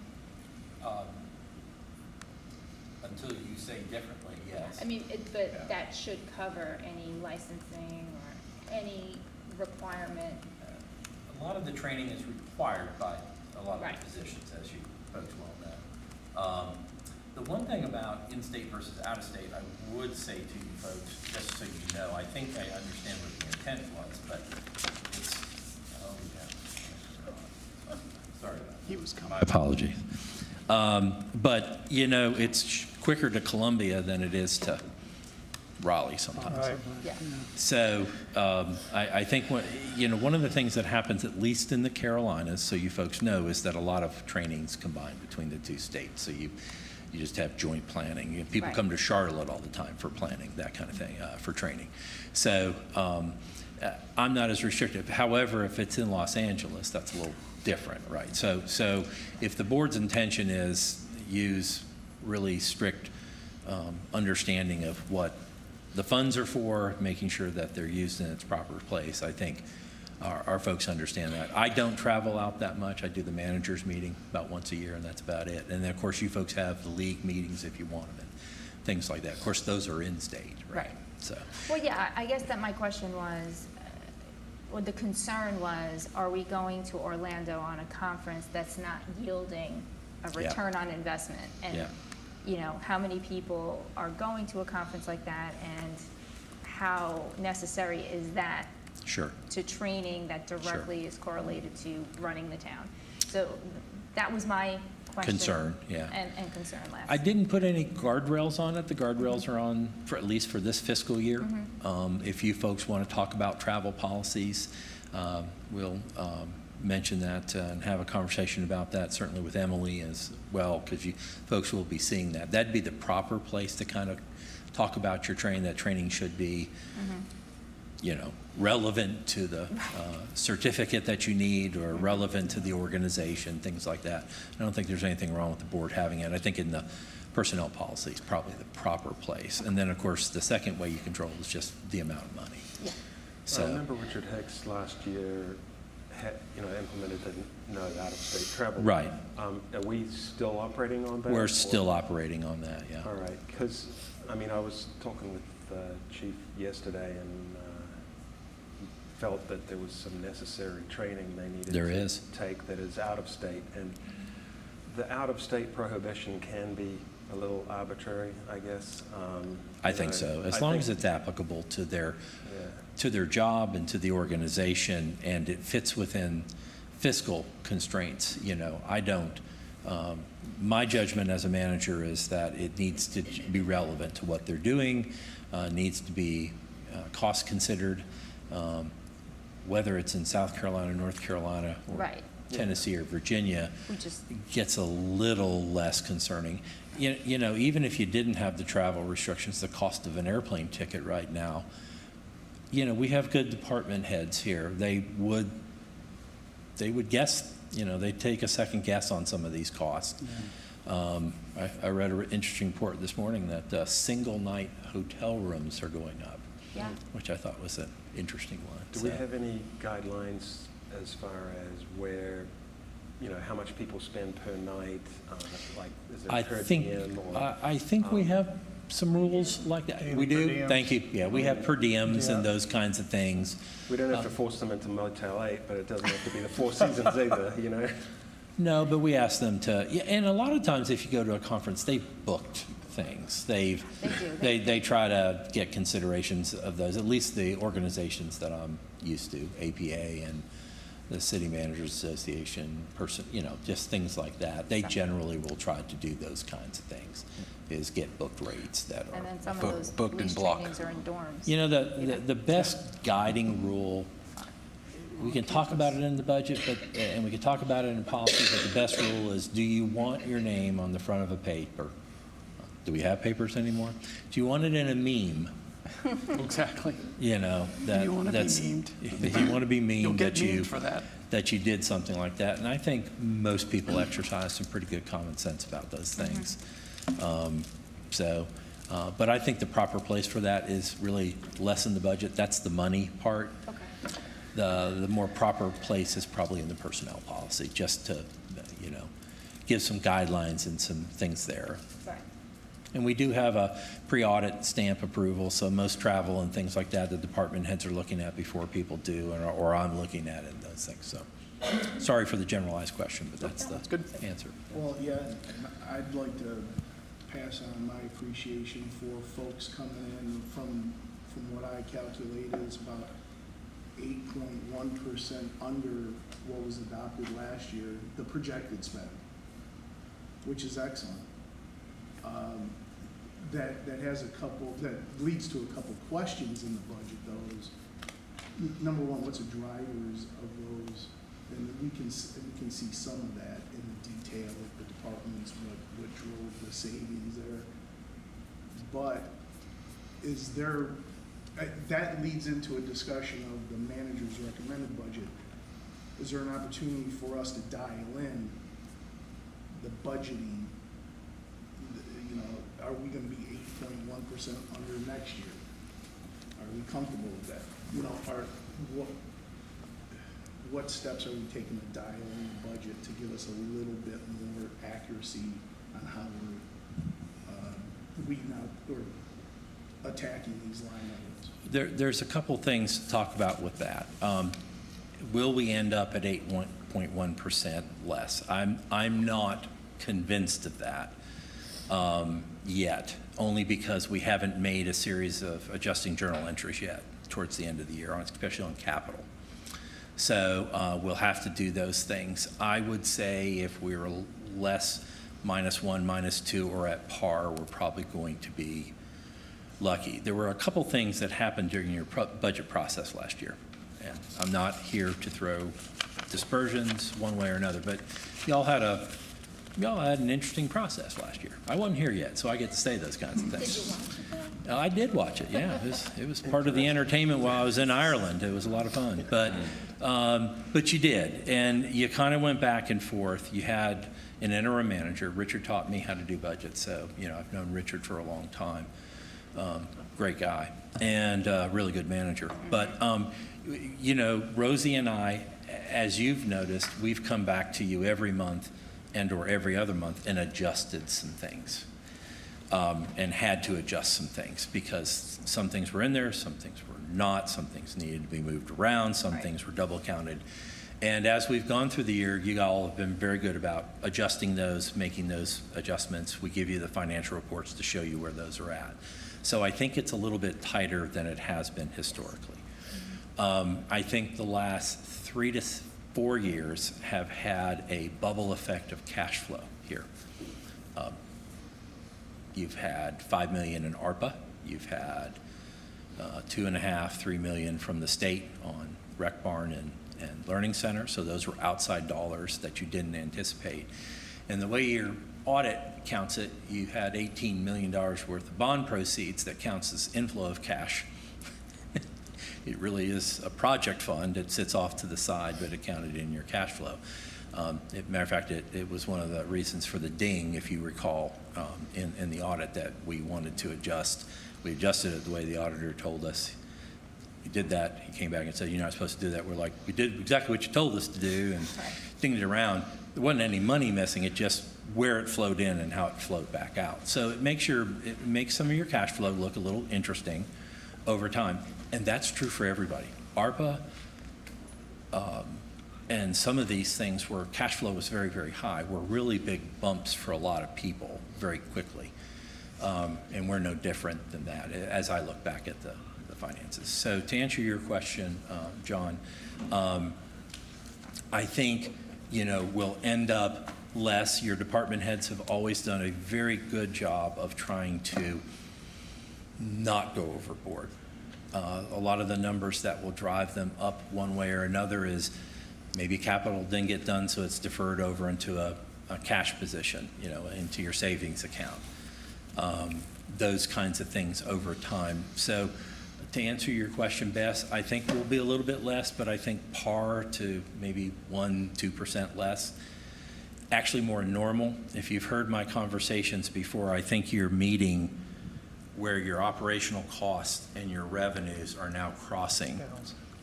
And they're crossing because the growth isn't there right now, at least the growth in revenues. The biggest one that concerns me, of course, is sales tax. That's the real undercutting one. That's a more broad-based one. And you've issued 10 building permits in 7 months. I mean, those are the forward-looking indicators for next year's cash flow. So tax collection, people pay their taxes here mostly because they have mortgages. The banks are very, very good about cutting a check. It's just the way it is everywhere. So I noticed the sales and use was about $2 million less than. I don't know if it's 2 million. But it's low anyway. It's I mean, the actual- lower. It's about the actual- 3.5% the less. actual Yeah. is low. Yeah, it's much less. And we were very conservative in our estimates. You know, and this year I didn't adjust them at all. So I had a conservative number last year. I laid it at there.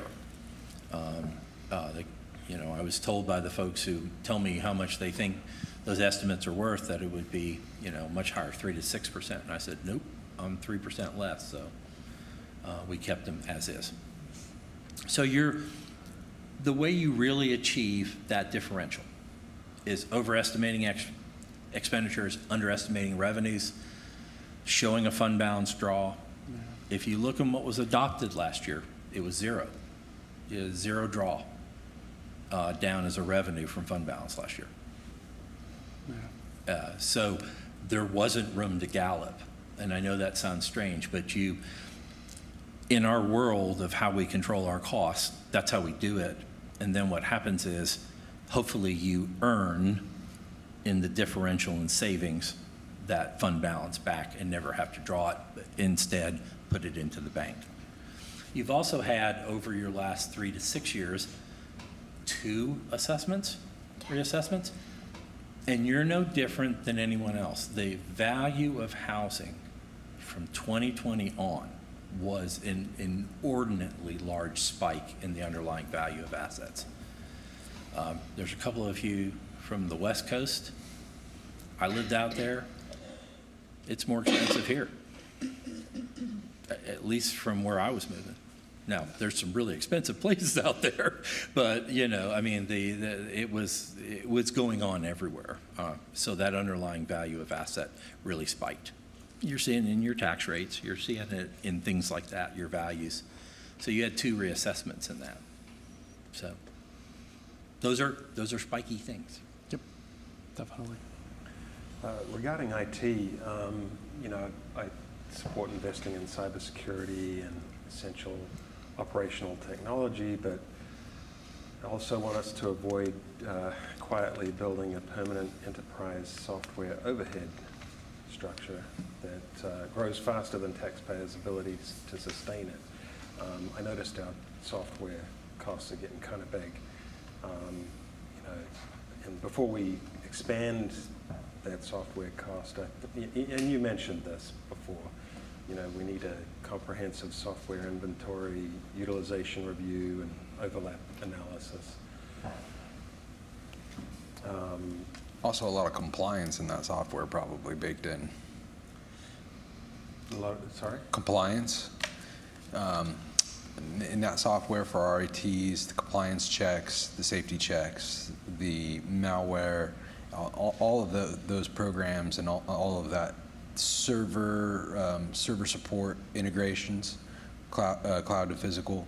I mean, there's a lot of sometimes compliance worked into that you need to account for within your IT software. Oh, sure. Yeah.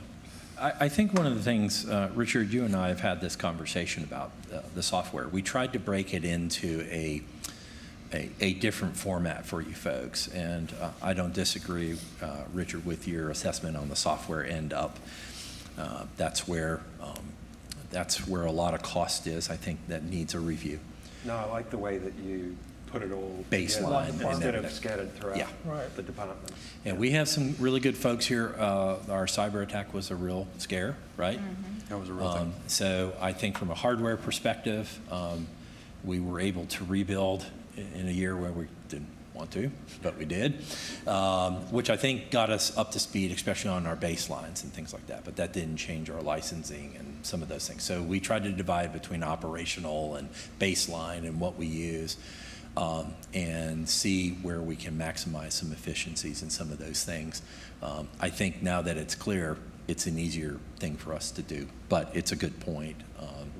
I don't necessarily understand all that stuff as a practicing manager. You know, I use what I use, and I just don't think through it a lot. But we do have a good team of people who do, so we can definitely take a look at those things. And I think the way they stacked it helps us look at it a little bit more critically now. So I'm hoping that will come out of that. Sort of someone who's primarily responsible for the procurement side of software, sort of analyzing what we're licensed for, how long the licenses last, how many seats we're paying for. We may not have utilization data, Right. but Reoccurring versus one time? Yeah. Yeah, what's. I think the way we set it up this year, I think the gatekeeper is definitely needed, and I think that became really clear, so I think we're going to do that. Yeah. Make sure that we're not doing anything repetitive, unnecessarily redundant or repetitive. Redundancy is good, yes, but there could be things that we could be doing with one software versus another. So I appreciate y'all highlighting that, because I think the way we stacked it really became much clearer this time. Not sure exactly what the answer is, but yes, we do have people inside our IT team as well as others. It was a little less formal before, but I think the need to formalize it is definitely there. I'd like to go back to Richard's point. So for clarification, you're asking that to see where we can possibly look and evaluate for additional proposed 5% in cost reductions? yeah, like I said, there's certain departments, PD, emergency management facilities, Our backbones. sanitation, public services, those, We want to stay I don't really see competitive. any wiggle room in their budgets. Yeah, our capital improvement But- projects are already called off. We have our commitments. Our PD, we want to stay competitive. Speaking of capital improvement, I would like to see the park restrooms and the amphitheater roof removed from the CIP list. I know that we, as a board, kind of were iffy about those items. And I see that it's in the budget, so, I mean, if the board's amenable, I think we should remove those. No, we talked about it, I would agree. Which restrooms specifically, because there was The two Emerson call-offs. Park and the Town Creek Park, So you're both? $500,000 each. And there was also the amphitheater roof, $500,000. I think. Well, I think we've sequenced the amphitheater roof to where we can evaluate that and sent that out into years out, into where it's not gone because it was asked for in a public input session, but at the same time, where are our core priorities, and we've sequenced that to where we are addressing our core priorities. I just don't think it makes sense to shelter an amphitheater stage and not the rest of the amphitheater. And that is a valid point. If it's just the stage and we're not really working. The audience isn't comfortable. Yeah. Why do you? Well, I mean, So it's not just a comfort issue as well. It's a PA system and electrical Just to be items you're trying to take clear, care of. though, Yeah. So you're trying to protect that when you have something going on. I mean, it's like when we were at just this weekend. We saw Parks and Rec scurrying to protect the speakers and everything else. So when the downpour occurs, yeah, the people can tough it out, but the electronics cannot. And that's one of the main reasons for that amphitheater is to get the performers out of the sun, get the equipment out of the rain, and Well, it's things not like that the idea is horrible. It's just that the No. price tag is like Price tag's $500,000 Yeah. for a roof. I mean, Yeah. you could. I'd hate to see it fall off the CIP in the fear that it would never happen, or that it's, 20, 30 years down the road instead of 5 or 10. So, I mean, I think we can continue to deprioritize it or push it back, but it would be nice to kind of leave it on the list of, hey, big government, can you give us some money? so just to be clear, that's in the plan, so that's a resolution. Right. We haven't allocated. Right, funds. you haven't allocated funds for any of those things, But- and every but year you'll honestly, get to do that, so. Just the $500,000 bathrooms are grind on that. I mean, I The hear, bathrooms, I remember thinking about, I think the bathrooms, it's like, one of the parks I don't think is big enough to sustain and necessitate a bathroom. And then the other park, being adjacent to all that retail space, there's probably other mechanisms to fund that park or that bathroom, being as its And that is. proximity to all that retail That's a space. small area as well. It's also a small area, but it would also attract a lot of retail And the bathroom traffic. there will take up a lot of that area. It which could is take a up some of small the well, area. for the price, it should take up the whole area. How big is that bathroom? The point No, we is, can always leave if you it want a on public bathroom there, you get the businesses to pay for it. kick it down the road, but, I mean, I think I'm indifferent to it, whether you take it off or not, it's not gonna happen. regarding the shade structures, I would like it left. I think the public has still asked for it, and it's part of the programming within the park at this time. I think it's worth getting input, not just our. And in addition, as we're going through this, it's great that we're talking about line items, but I want to make sure that we also are understanding where we're at. What kind of impact might that have? I know we've talked a lot about essentially cost to serve, but that at that time when we're looking at these, we need to understand what that cut might reduce in service and what additional layers of deferral and risk it might bring on when we're looking at these items. And so if you're asking for a whole philosophy, I would like to at least make sure that we're setting up some reasonable and tangible expectations for staff to come back through us so we could also digest these cuts, because we are getting operationally thinner. You guys did a great job keeping us in an even fashion in a very budget conflict. It was a clashing of two philosophies.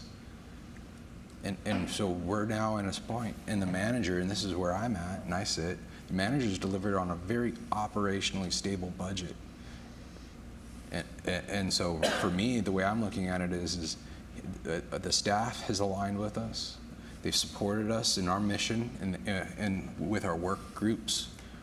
And we've delivered to essentially a very operationally stable budget, while there's some unknown on the horizon as well, short and long term. Are you talking about the CIP, or are you talking about The budget and your 5% as a whole. So as we go through line item by line item, I want to make sure that we understand when we remove things, what might be, what are we removing? And then what is also the risk behind it to removal? Well, but also as a whole. No one of us knows everything about everything. Correct, and that's why I'm asking the departments to formalize. Right. They're the ones who can really understand what's going on and provide savings. But at the same time, when we're asking for them to evaluate cuts, we should be asking, what is that service impact? What are we doing? What's that cost return or extension of risk? Well, yeah, we wouldn't want anything, that's why we would ask the department heads to evaluate that, and if it's gonna be risky, then we would say, yeah, well, don't do it, Yeah, right? right. But I just got confused, because I thought you because- were talking about the bathrooms and assessing risk. No, Right. we're talking about finding line items. Richard was going down into line items of possible cuts. But in the whole context, we're talking about it in the budget of finding cuts. And as we're doing that, my fear is that we're going into essentially a policy procedure of micromanaging when we should be sitting here asking the department, hey, we are looking for an additional 5%, which I do support. That's what I'm proposing, yeah. But when we're actually getting to a catalyst point of where those departments, as we've identified, the core backbones, we don't want to add any operational risk. We support the goals That's exactly and what I'm policies that we've outlaid for those core backbones. But in the other departments, we also should openly ask, okay, if we do make that cut in a software license, what's that risk? Well, I don't think that they would suggest something that would. What if there is nothing else to suggest? They say there's nothing else to Then we suggest, just- and yeah. I'm good with that. Then I'm just saying. I'm good with it too. You know, if I ask my kids, you know, what can you give up? Yeah. You know, I'm sure that. But if I give up this, I now may need to create additional labor in a manual way, or No, we wouldn't ask for that. We're just asking if there is anything. Yeah. Can it be done? If it can't be done, then honestly tell me. Just, Well, it can't be done. This is the From best my that we can do. perspective, you're looking at a budget that was overestimated by 8.1%. Were the budgets, or the department budgets, scrutinized to such a degree that they pinched every penny, and there's, if you're talking about an 8.1% budget, you come under budget 8.1%? are you accurately budgeting from the beginning of the year what your needs are? I would argue that it would need a little bit more accuracy and a little bit more work. We can talk ourselves out of budget cuts here all day, which we've been doing for the past 10 minutes.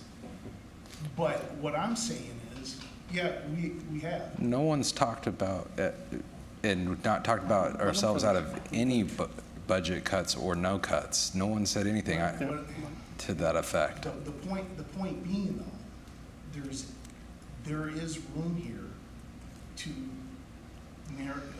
dial in this budget.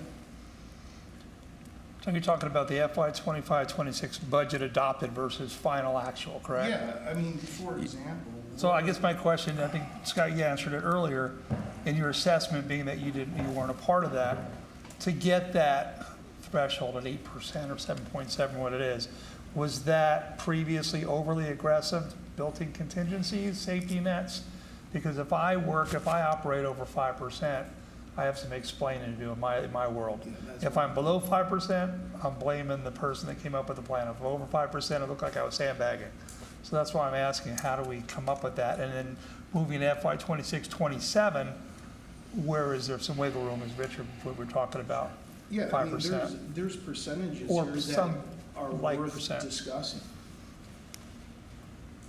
Lots. Well, I would get into it. I Scott's mean, if like, this we're gonna is, go first. if this is our time to talk about the budget, I'd like to talk about those specific percentages that jump out at you. Yeah, that's what we're here to do. Yeah.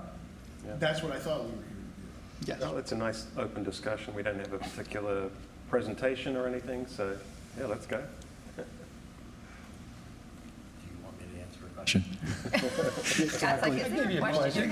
Who's got the first question? What I want to do is present a couple of these percentages and open those up for discussion, since there isn't a presentation. Lucy, you got some planning to do. But if you look at the overall manager recommended, and this is overall in the operating budget, versus what we're projected to spend, it's an 18.5% increase. So is your question about, is there a reasonable explanation as to why we've missed the mark so much? Is that the real question? Well, And- yeah, but the real question, yeah, that's part of the question of answering, can this be dialed in more accurately? Because my question is along those lines. It's like, do we have a sound, reasonable explanation as to why it was so far off? And is that likely to continue? Meaning, is there anything about the current expenditures that we know and understand that going into next year, things won't be that out of control and we're likely to have another 8% or so of underspend? Because I've thought a lot about that number that you'd been discussing, John, and you hear the story of these budgets where it's a use it or lose it. If you don't spend it all, you're not getting it all next year. That's not the situation we want to create here, I think. But I think we do want to understand, is there something we can give the people of Waxhaw because of this underspend? If this underspend is likely to continue, then is there room to make some adjustments for the people of Waxhaw? I Or think, to save for the Or- millions of exactly, dollars or- in road. no, I mean, But there's, it gives you options. Get further down the more CIP. accurate with how you're budgeting. It gives you Yes. options. Can we give something back, or do we need to put it to something specific in the future because of rising costs and stuff like that? yeah, I mean, we know we Yeah, still have to feed but Helms Road, something for instance. tangible Yeah. that people can actually see, Yeah. they're getting the value for their tax dollar. Yeah, I hope people would continue to see that because our CIP it's long and it's in action. Yeah, I say that in Stuff general happens. terms. I think. people Exactly, are 'cause- pretty, responsible Because I think there's, for what they're getting from I- the tax dollar. I think there's plenty of things on the CIP list, for instance, that any sort of surplus money or underspent funds, there's any number of things on the CIP that the underspent funding can go towards. And it's our decision as a board to determine, are we going to invest in those projects, or are we thinking we give back to the people? And I think that that's the kind of thing we need to work out tonight. I mean, we'll talk about it going forward, with the tax rate.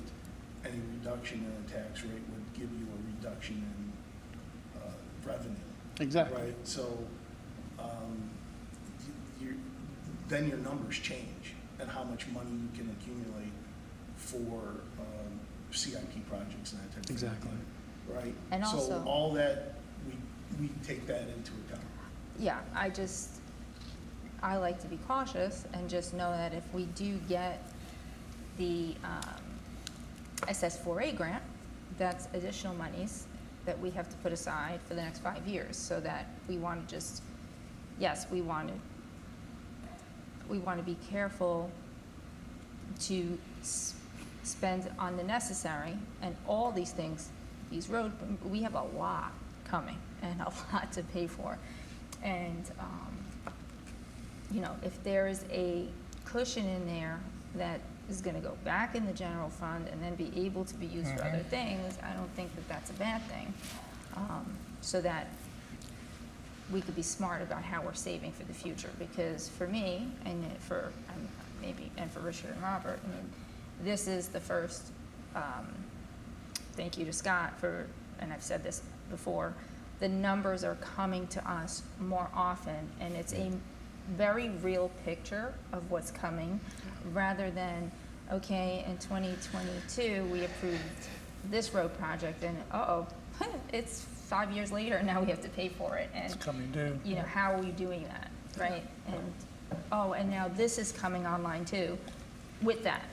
And so I think that we're able to make better decisions moving forward because of the way you're presenting everything. And so I just want to be careful with that. I mean, nobody likes to save a buck more than me, but I just If want we to know what the cushion is, yeah. then I think we should be budgeting something a little bit more accurate than 8.1% under. So I guess we'll give Scott a chance to chime in here, because I think the overarching question initially was sort of an explanation for the 8%. Is that kind of where you're going, John? Well, besides that, I mean, you look at a budget that is proposed to spend 18.5% more than what we're projected to spend this year. That is something that is glaring. I mean, That was from the speaks to FY26 adopted, correct? That was from the adopted, from FY25, 26. Yeah, what what this budget says. Difference versus- between actual spend and proposed budget. Correct. From FY25, 26 is an 18% is what you're saying. Yeah. Sorry, I said 8%. I said 8%. No. Okay, so projected to spend this year. Yep. Is 8% under what was adopted last year, Okay. okay? But what we're projected to spend in this upcoming budget is 18.5% higher than what we're projected to spend by June 30th of this year. Yeah. That's a big number. Yeah. Well, and I'm going to anticipate the first thing that Scott's going to say, which is contingency funds. Which is smart. Which I think that's part of the story, right? Because we have some contingency funds that are quite large, a couple $100,000. Yeah, And 200. There's only one contingency fund in the budget, and that's a $200,000 amount that sits in there more or less on a yearly basis. It's maybe spent, maybe not spent. The admin one you're talking about. Yeah, and that is really to deal with under budget law, how things move from fund to fund. When they begin to restrict it, especially the legislature a couple years ago, that was a way to make sure there was a place to go. So we only have one contingency fund, and that's 200. The 8.1% looks like it's there, but the reality is it's not, because we have not moved over about 2.5 million into capital. 1.75. So in the budget itself, you have around 2.5 million that has been already assigned to capital out of the general fund. And the board, in an action at the last meeting, moved your retained earnings from the prior fiscal year of 1.5 million into capital reserves. So the cushion the year before this one was 1.5, but it was only because people spent less and not all projects were completed. Yeah. So you would naturally move those things into your committed or restricted fund positions. So the cash is there. And that, if you'll recall at the beginning of the plan, I said you have around 9.5, 9.6 million already there in your cash. You moved over another 1.5, and this year I've already committed to those 2.5 million in various things. We've spent it on the other side. We do an adjusting journal entry. It was current fund dollars. It'll be gone, but it's not on people and operations. It's on capital. It's specific to capital. So your cushion was that, for lack of a better term. In prior years, if a capital item moved from year to year, you may spend $1 of it, you may spend all of it, or you may spend somewhere in between. So your numbers will fluctuate on your percentages over a 5-year time. So if you'll recall, a couple of meetings ago, I gave you a 5-year synopsis. It was a rough draft of operations, personnel, and then revenues. It was a big Excel sheet. Yeah, okay. So those are our 5-year numbers. And yeah, you remember those. And so to go back and ask the first question first to Michael, he asked me earlier today, what did I think we were going to do? And I said, around -1%, 2% to par. So I don't think you're going to have retained earnings out of this year. The way the budget was structured, it was structured to all be spent, mostly on capital.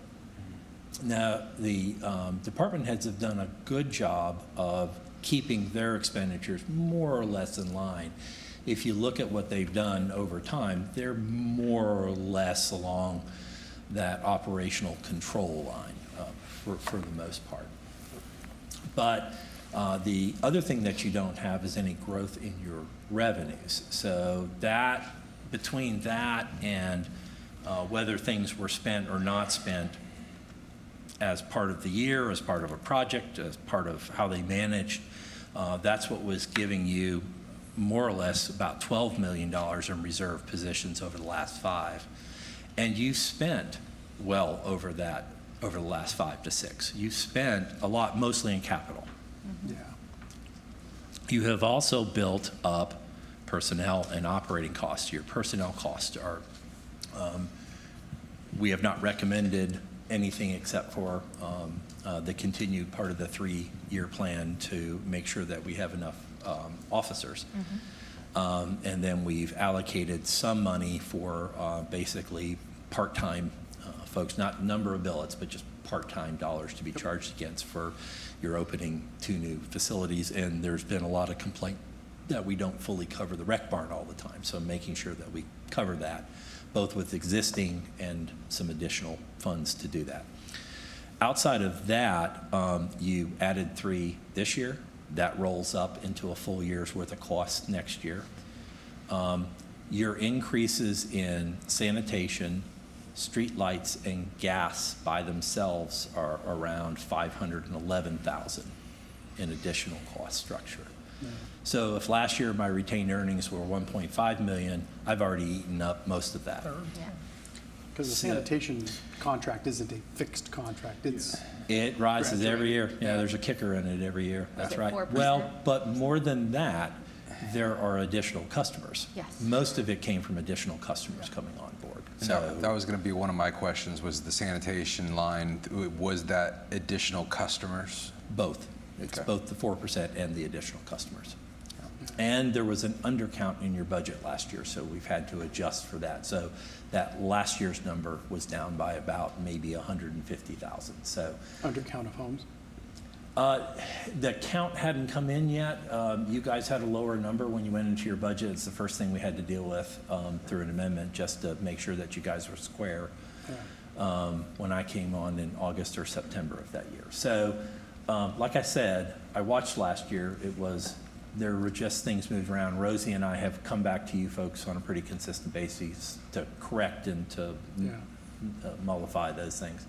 So sanitation, it's going up 32% over what we're projected to spend this year.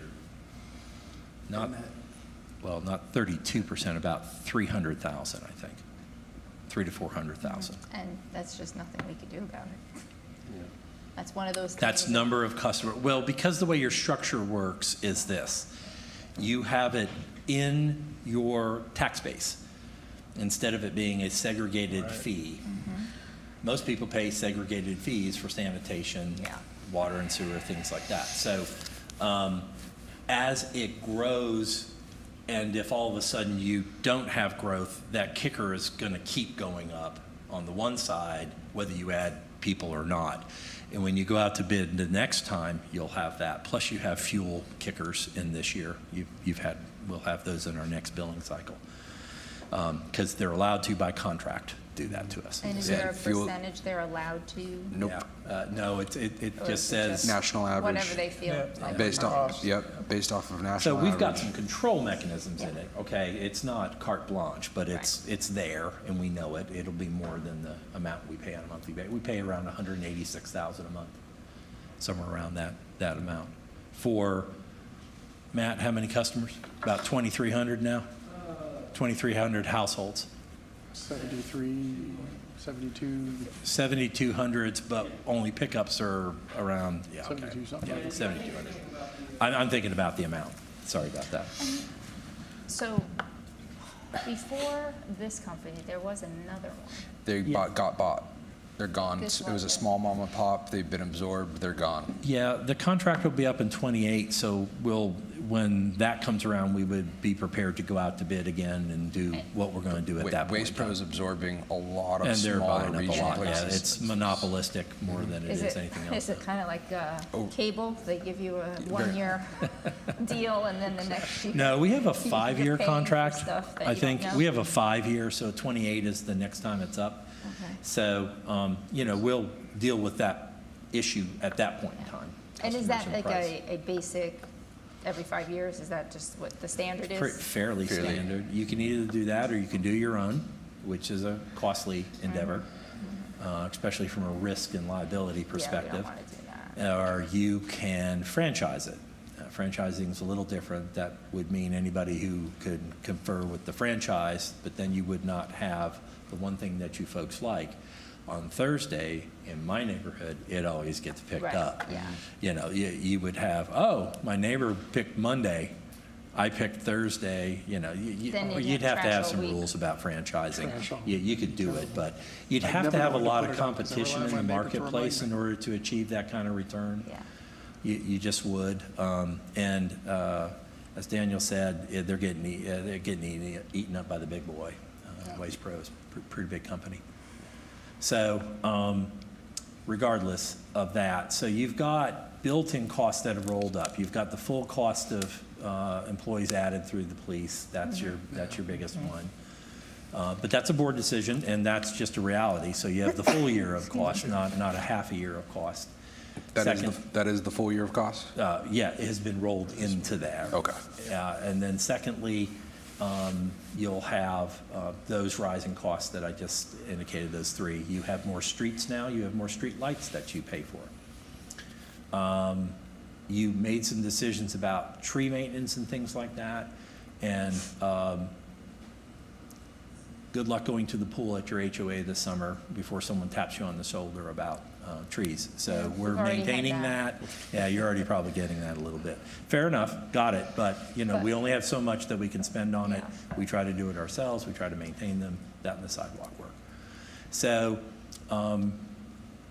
of the amount of money last year, John, just to answer your question plainly, that was absorbed through capital, and that would bring it up to around what it should be. I give you those estimated numbers so we can track them, so we have a better idea. It's the capital that's missing, and it's the capital that's that 8.1%. So that will be that just gets absorbed, and they've already been spent or obligated by the board and through previous actions. So I think I think to be at par would be good. But if the board directs to find savings, we would go back as a team. I would ask that you ask me to do that with my team and come back to the board and do that if that were the direction of the board. We're happy to do those things. Well, we're not happy-go-lucky to do all those things. But that's our job, and that's what we would do. And we have a really capable team of folks who can think through those processes and those issues. So we would do that. So that's the absorption factor. Also, to be really clear, when I say that your revenues and your expenses are meeting, inflation doesn't go away. It piles on top of last month's inflation, which piles on top of the month before that's inflation. So things are costly. You guys, everyone knows this. Yeah. Everyone at this table knows that. Every household knows it. So you all know the stacking effect of inflation. So we're not any different than that. People cost more. The one that's really blatant in front of us is oil and gas right now, obviously, and then shipping costs for things, as they come in too. Well, and it's things like that drive the concern for asking for more savings, because Yep. oil and gas, the war, how the war is affecting it, and you had mentioned about us being short on the money we need to save for road projects. Yeah. You guys have gotten yourself ahead a good bit in this year, which is good. Movement of current dollars over, and then retained earnings from last year into your restricted reserves that help fill a lot of holes. Do you still have an outward hole on Helms? Yeah, that's your biggest one that sits out there. Although you've closed the gap on that considerably in this year with your actions.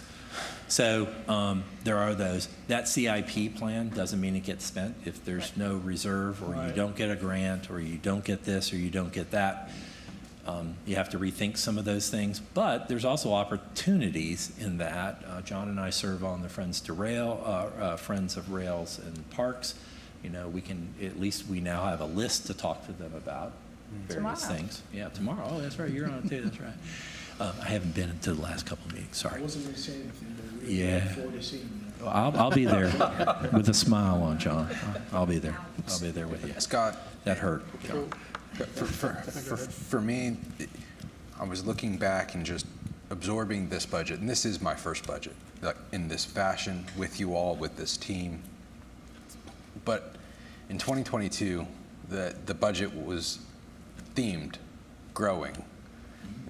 I would not title this budget whatsoever that Scott has delivered anything close to that. No. If anything, stabilizing would be the word I would use. Stabilizing, it's stabilizing and in supporting our core infrastructures that we've asked him as a set of policy governances to support, and stabilizing essentially in our facilities.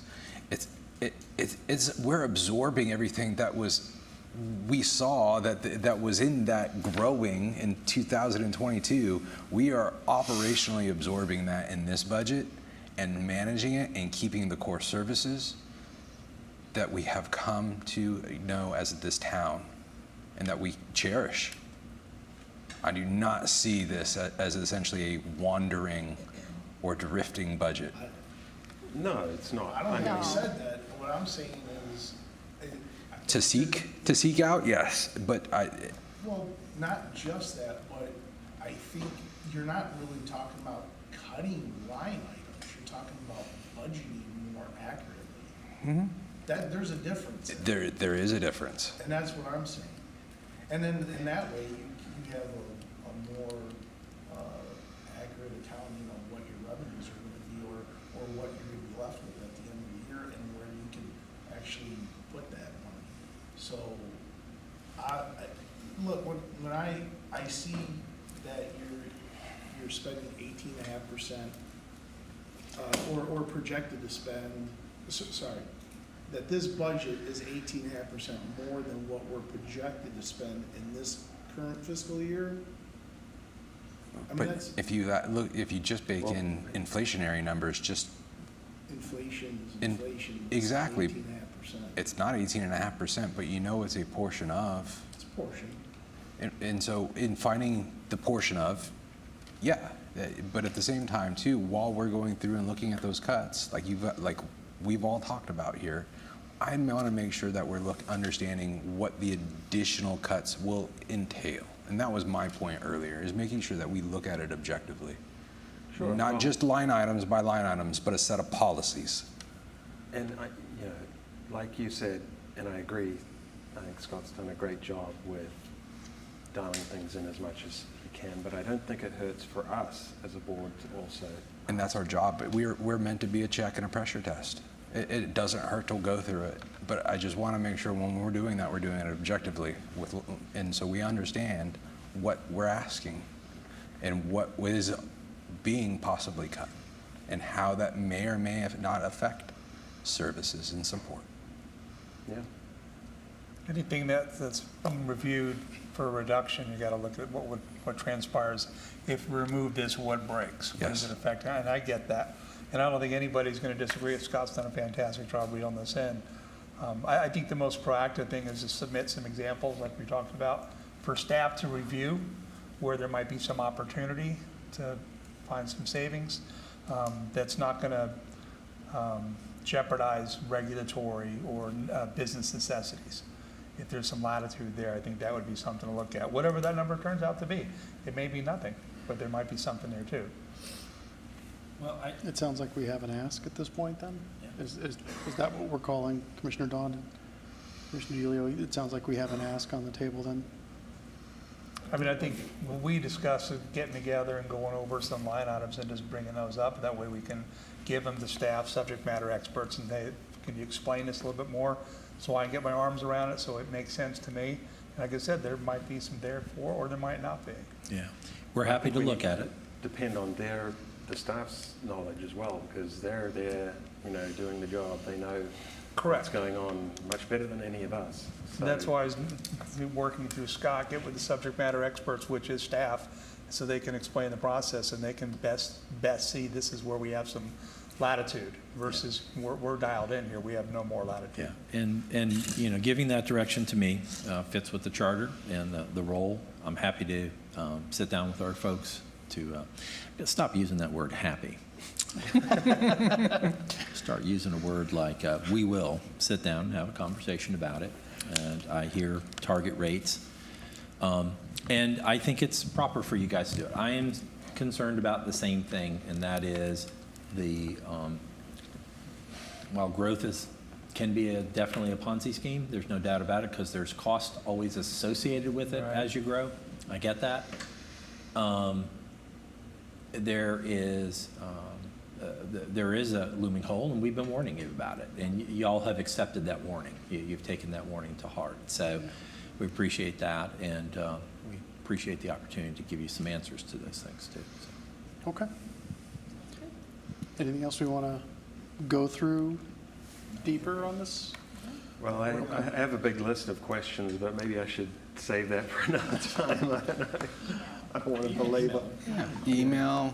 Is that another meeting that could have been an email? Yeah. Yeah. Yeah, I'll email.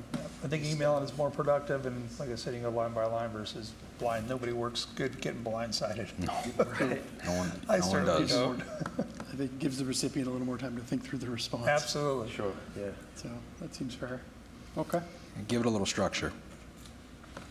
All righty. Anything else that we want to discuss this evening? All righty. What? Oh, yeah, something on a podcast. So I sent you guys a sample of a podcast. It was in your last manager's report. This is a test. I always bury them in there to see how far you read down into my manager's report on a weekly basis. So this is your test. But in there, I would ask that you please go in and take a listen to it. Staff has worked very hard to try to put something together, some rules, some regulations about how we'll do them, so that what we're doing is a very public-facing process. But we put a sample of what one might look in there, and hint, hint, it's about 16. So I think you might like Everybody's wanting listening. to Did know. you like listening to John? 23 minutes, Bradley did a great job, James did as well, it was excellent. Nice. And the DOT And, folks did. oh, you just wind that guy up. Yeah, wind that guy up. Yeah, there you go. It No, didn't I take thought it much. was great. He did a great job, I mean, he was, everything was very well explained. I think it's a great way to get the message out, and those are questions everyone's asking. It's great if we can get DOT to answer those questions. It's not coming from us, it's coming from them, so. So what we'll try to do is, In my manager's report, which you need to read, John does, he gets a point. He gets 2 points here. Clicking all the attachments. Well, okay, he gets one. Just give him one. You only get one, John. That's all Saw you the get. thing on podcast. But take a listen, look at the rules that we developed for it, and in there, it asks for suggestions and ideas about topics to be covered and those kinds of things. We have our list, but we want to listen to your list and make sure that we're moving things in the correct direction for you folks, and including y'all in that process as well. So I think it'd be fun to have Sue on there talking about things. You know, why not? John on there talking about something. Yeah. You know, so. One last item I wanted to bring up, reading the legislative bulletin instead of podcasts. There's a law they're working on to eliminate municipalities' ability to establish parking requirements. Yeah, that's, we know who brought that It up. would be nice to have a resolution condemning such a move. That was a great topic in one of our last apartments that was approved. And it'll come up again, I'm sure, the next time someone wants to build higher density. Sounds like another attempt to save those poor developers Those money. poor developers that hardly make any money on developing in apartments and things. And Yeah, I'd happily support that. so yeah, Like so no if we can get parking. a resolution or something, the municipalities have the right to determine how many parking spaces Yeah, considering it's gonna be our problem when people can't park anywhere. when they can't park anywhere. And then it'll be our police department's department to solve said arguments regarding parking, which I'm sure get ugly sometimes. Yeah. So if we can have a resolution for that, I think by the next meeting or something, that'd be fine. Sure. And Good catch. yesterday's Memorial Day event was really well done. Thank you. Lieutenant Colonel DeMarco's, Yeah, Great, Marco, it's fantastic. that was incredible. And the Cuthbertson Choir. was, Cuthbertson Choir was amazing. Cuthbertson Choir was really good. They were fabulous. proud, yeah. The cadets did a great job. Amazing, Our running staff around. They got wet. I felt so bad for them. But I'm sorry, they looked like they were having a little bit more fun at the end. Yeah, staff did an amazing job of adapting with weather. Our cadets did a great job of performing their duties. Nobody complained about the rain, No. because the staff did a great job setting up and Yeah. making everybody accommodating. The rain stoicism adds of the drama. Parkwood ROTC. Yeah. I thought it was cool, Yeah. yeah, it was actually pretty cool. So I appreciate their efforts around those events and all the thank you events for they those put on. comments, Yeah. and to all the citizens. Parks and Rec did it again. Yes, Did it again. Yeah, and all the people that showed up yesterday. Police Yeah, department, the public attendance was services, amazing. everybody. Everybody. All righty. So looking ahead, we have a Board of Commissioners will be holding a special meeting on June 2nd, 6:30 PM at this very location, Town Hall. This will be a public hearing regarding the budget. So if anybody has any comments, concerns, questions about the budget, that's the time to come. And then we have a regular board meeting on June 9th. I will not be here on June 2nd, so please record all that so I can check it out and get everybody's public comments. I have a work commitment, unfortunately, that keeps me out of town. Anything else? Hearing nothing, can I get a motion to adjourn? Motion to adjourn. All in favor? Aye. Any opposed? I oppose. I want to talk some more. No, just kidding. Well, with my one opposal and inability to vote, this meeting is adjourned.